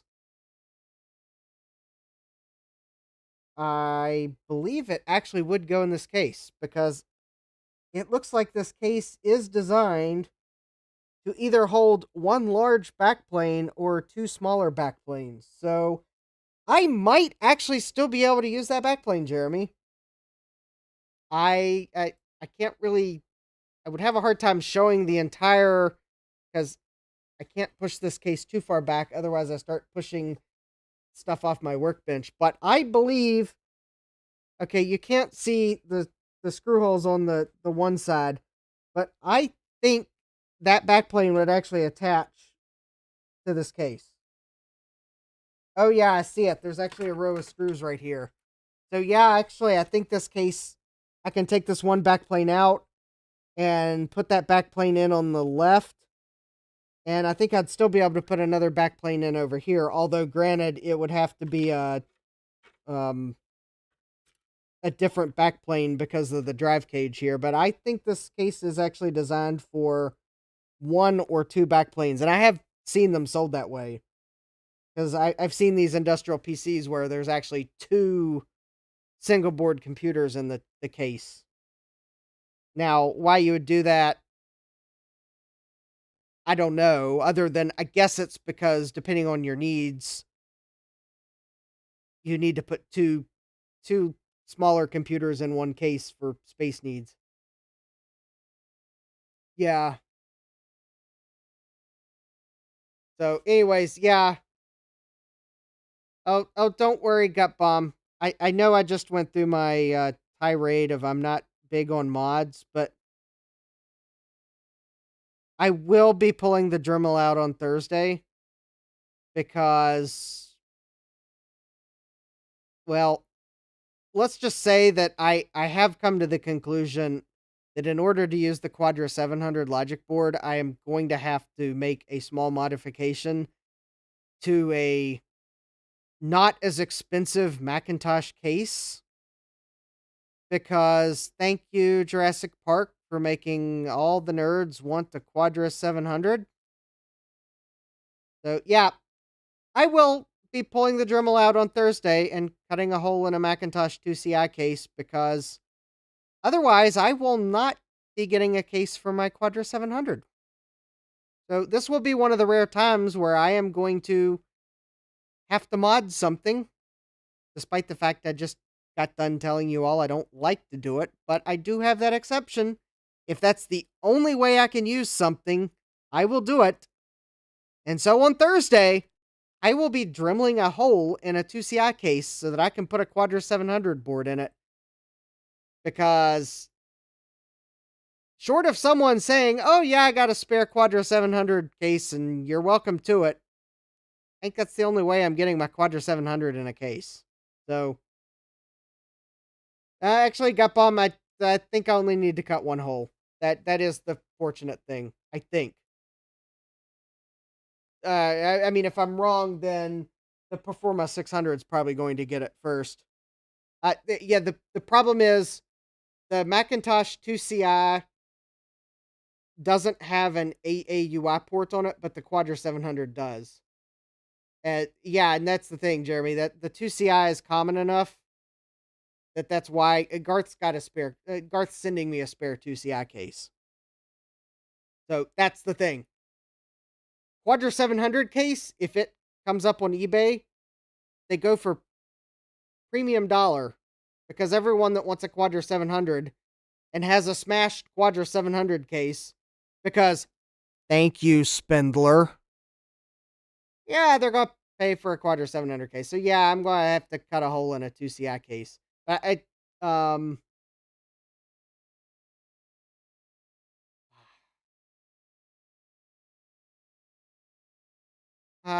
didn't. Oh, I didn't realize the layout was that different. Okay, well maybe I won't actually be modding the 2CI case like I thought I was. All right. Okay, so I might have messed up on getting my logic board straightened. I thought the difference was AAUI port. Well, I may be turning my Performa 600 into a Quadra 700 because I think its port layout won't be too much cutting. I do have my limits on what I was going to mod. If the thing is, I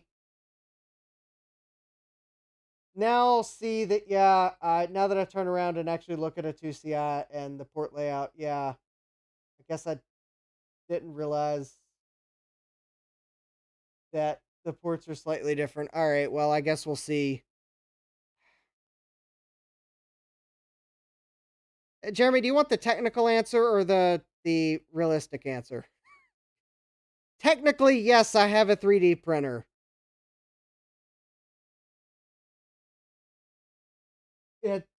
But in reality, I have a broken 3D printer. So, and I don't really feel like printing an entire Macintosh case because that would take forever to print, and that um um I mean, if you've got an STL file you've got in mind that you think will help me do the mod, I could try to do a 3D print tomorrow at work. So send me the STL file. I do have access to 3D printers at work that I can print, and I think I even have some of the muted white filament somewhere. If I can remember what I did with the spool. It looks intensely in basement for unaccompanied spool of 3D printer filament. Well, it's around here somewhere. I think I got it. Just the portholes. Uh, if there's an STL of the portholes, then you can send it to me, and I can probably print it. And I don't even have to find the muted white for that, depending on what you're sending me. Remember, my aversion to modding, it kind of also includes certain 3D printed part replacements because they just don't look right to me. So yeah, but I guess if I have to, I mean, don't let me and my aversion to modding scare you from sending the STL file to me, because if it will help me turn a 2CI into a Quadra 700, I'll print it. I'll try to print it. Anyway, the printers at work are better than the one I have anyways. So the fact that my printer's broken is, well, Yeah, I guess broken would be the correct way of wording it. It's what happens when Justin decides it would be cool to try to upgrade his printer while he's assembling it, because you have to assemble it when you pull it out of the box, and while this upgrade is just as easy to install then as after you start printing, maybe easier because you just set it all up in the first place and just go. And yeah, that didn't work as well as I thought. So yeah, I've got a 3D printer and it's broken, and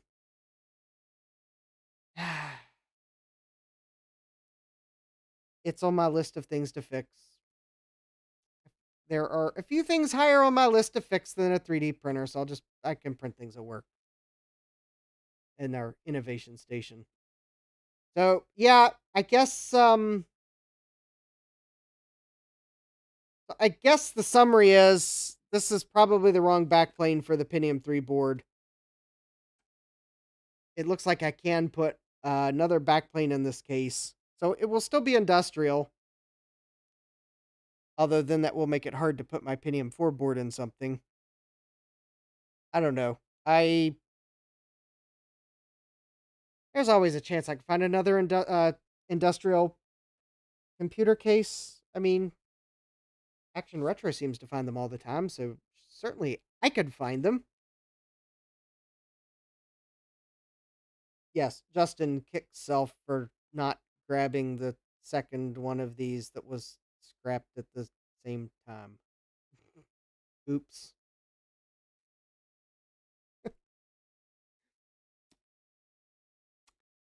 Yeah, I should have grabbed both of them. Or did I? No, I didn't. No, I only grabbed the one because I was like, I only need the one. So yeah, I only grabbed one of these. So now I am kicking myself for not grabbing both of them, because I um no, actually, come to think of it, someone else might have grabbed the other one. Never mind. I was about to say there was that a slim chance I could have had two of these, but actually, now that I think about it, someone may have grabbed the other one. So yeah, could have had two of these. There was that chance. Oh well. But I was like, why do I need two of these? Because I was, well, not realizing that I could was quite possibly going to need two.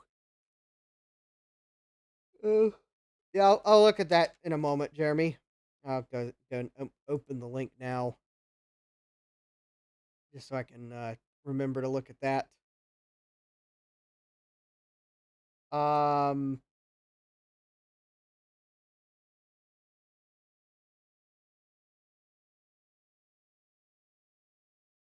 oh, they want payment for the 3D model. Okay.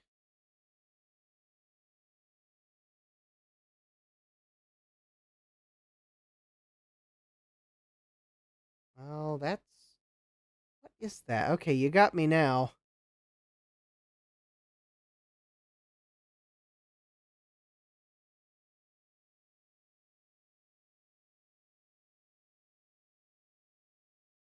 Um, okay, that is like a really weird model.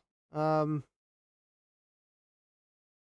but yeah, I guess I do now see that there is some slight differences in the port arrangement. Stares intensely at my 2CI. Uh, all right, I'm looking at it. I was Yeah, Jeremy says nobody's very forthcoming with Quadro 700 models. Yeah, I'm kind of seeing that. It's like they're yeah, they want yeah, the site Jeremy linked, that's probably the only Quadro 700 model out there. They want $20 for the model. And I'm not 3D printing the whole case. All the Nah, I'm still going to bookmark it, cuz guess if it came down to it. At least if I'm going to pay $20 for the model, I hope it includes the programmer and reset buttons.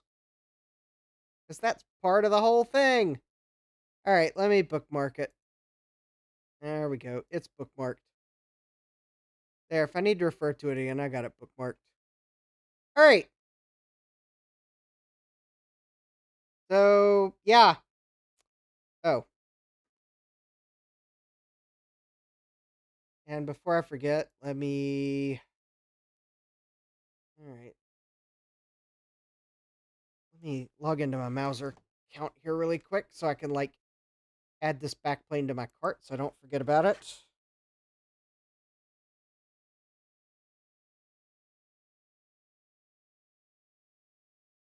It will probably also remind me of the other 27 bazillion things that are in my Mauser cart that I haven't ordered yet. Oh, nope, just 4. Now 5. Oh, that's right. Yes, yes, yes.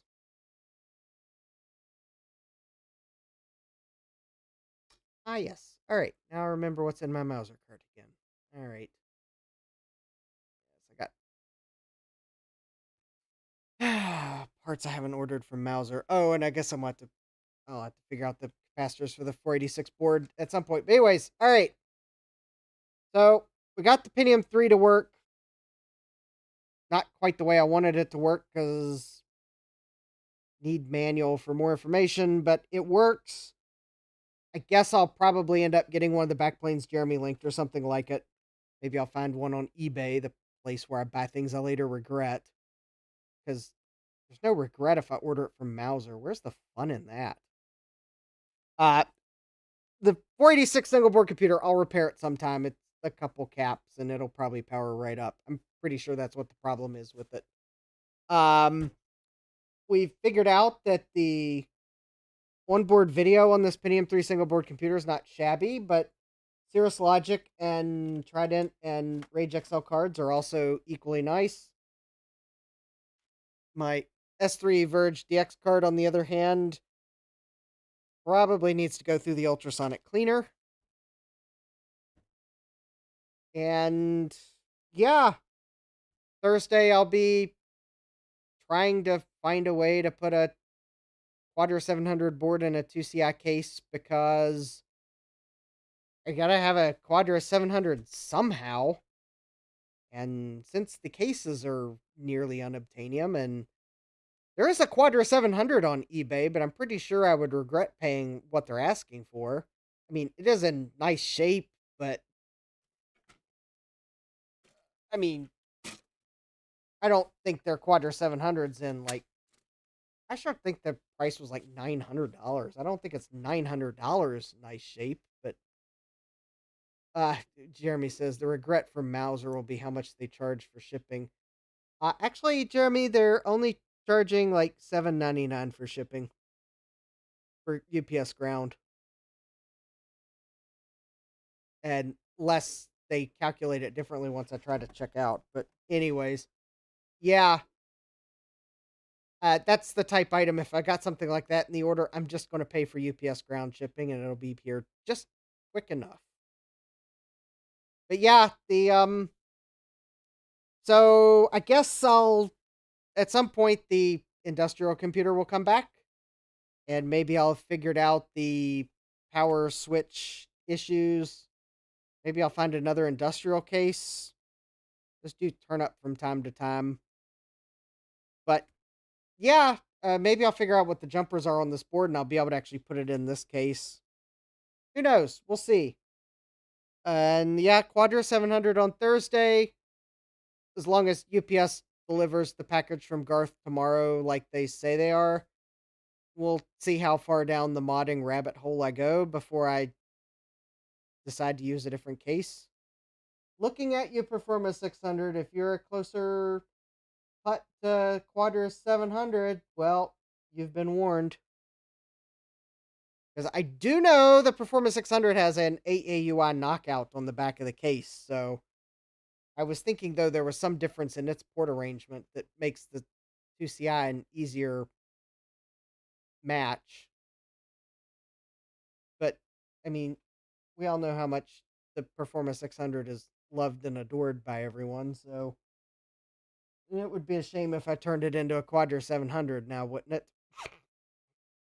Anyways, I'm babbling. It's past midnight. I do have to go to work in the morning, so we had fun, got it working, and you know what to look for on Thursday. And don't forget to take a look at that thumbnail when you get a chance for Thursday's live stream. I think I might have hit peak thumbnail creation for the week. A T-Rex is wearing my cap. I mean, come on. So anyways, let me make sure I got my finger on the correct button here. Thanks everyone for joining me. Hope you have a great rest of your day. Take care and God bless. Computerized Start is brought to you by my awesome patrons on Patreon and by your tips and memberships on Ko-fi.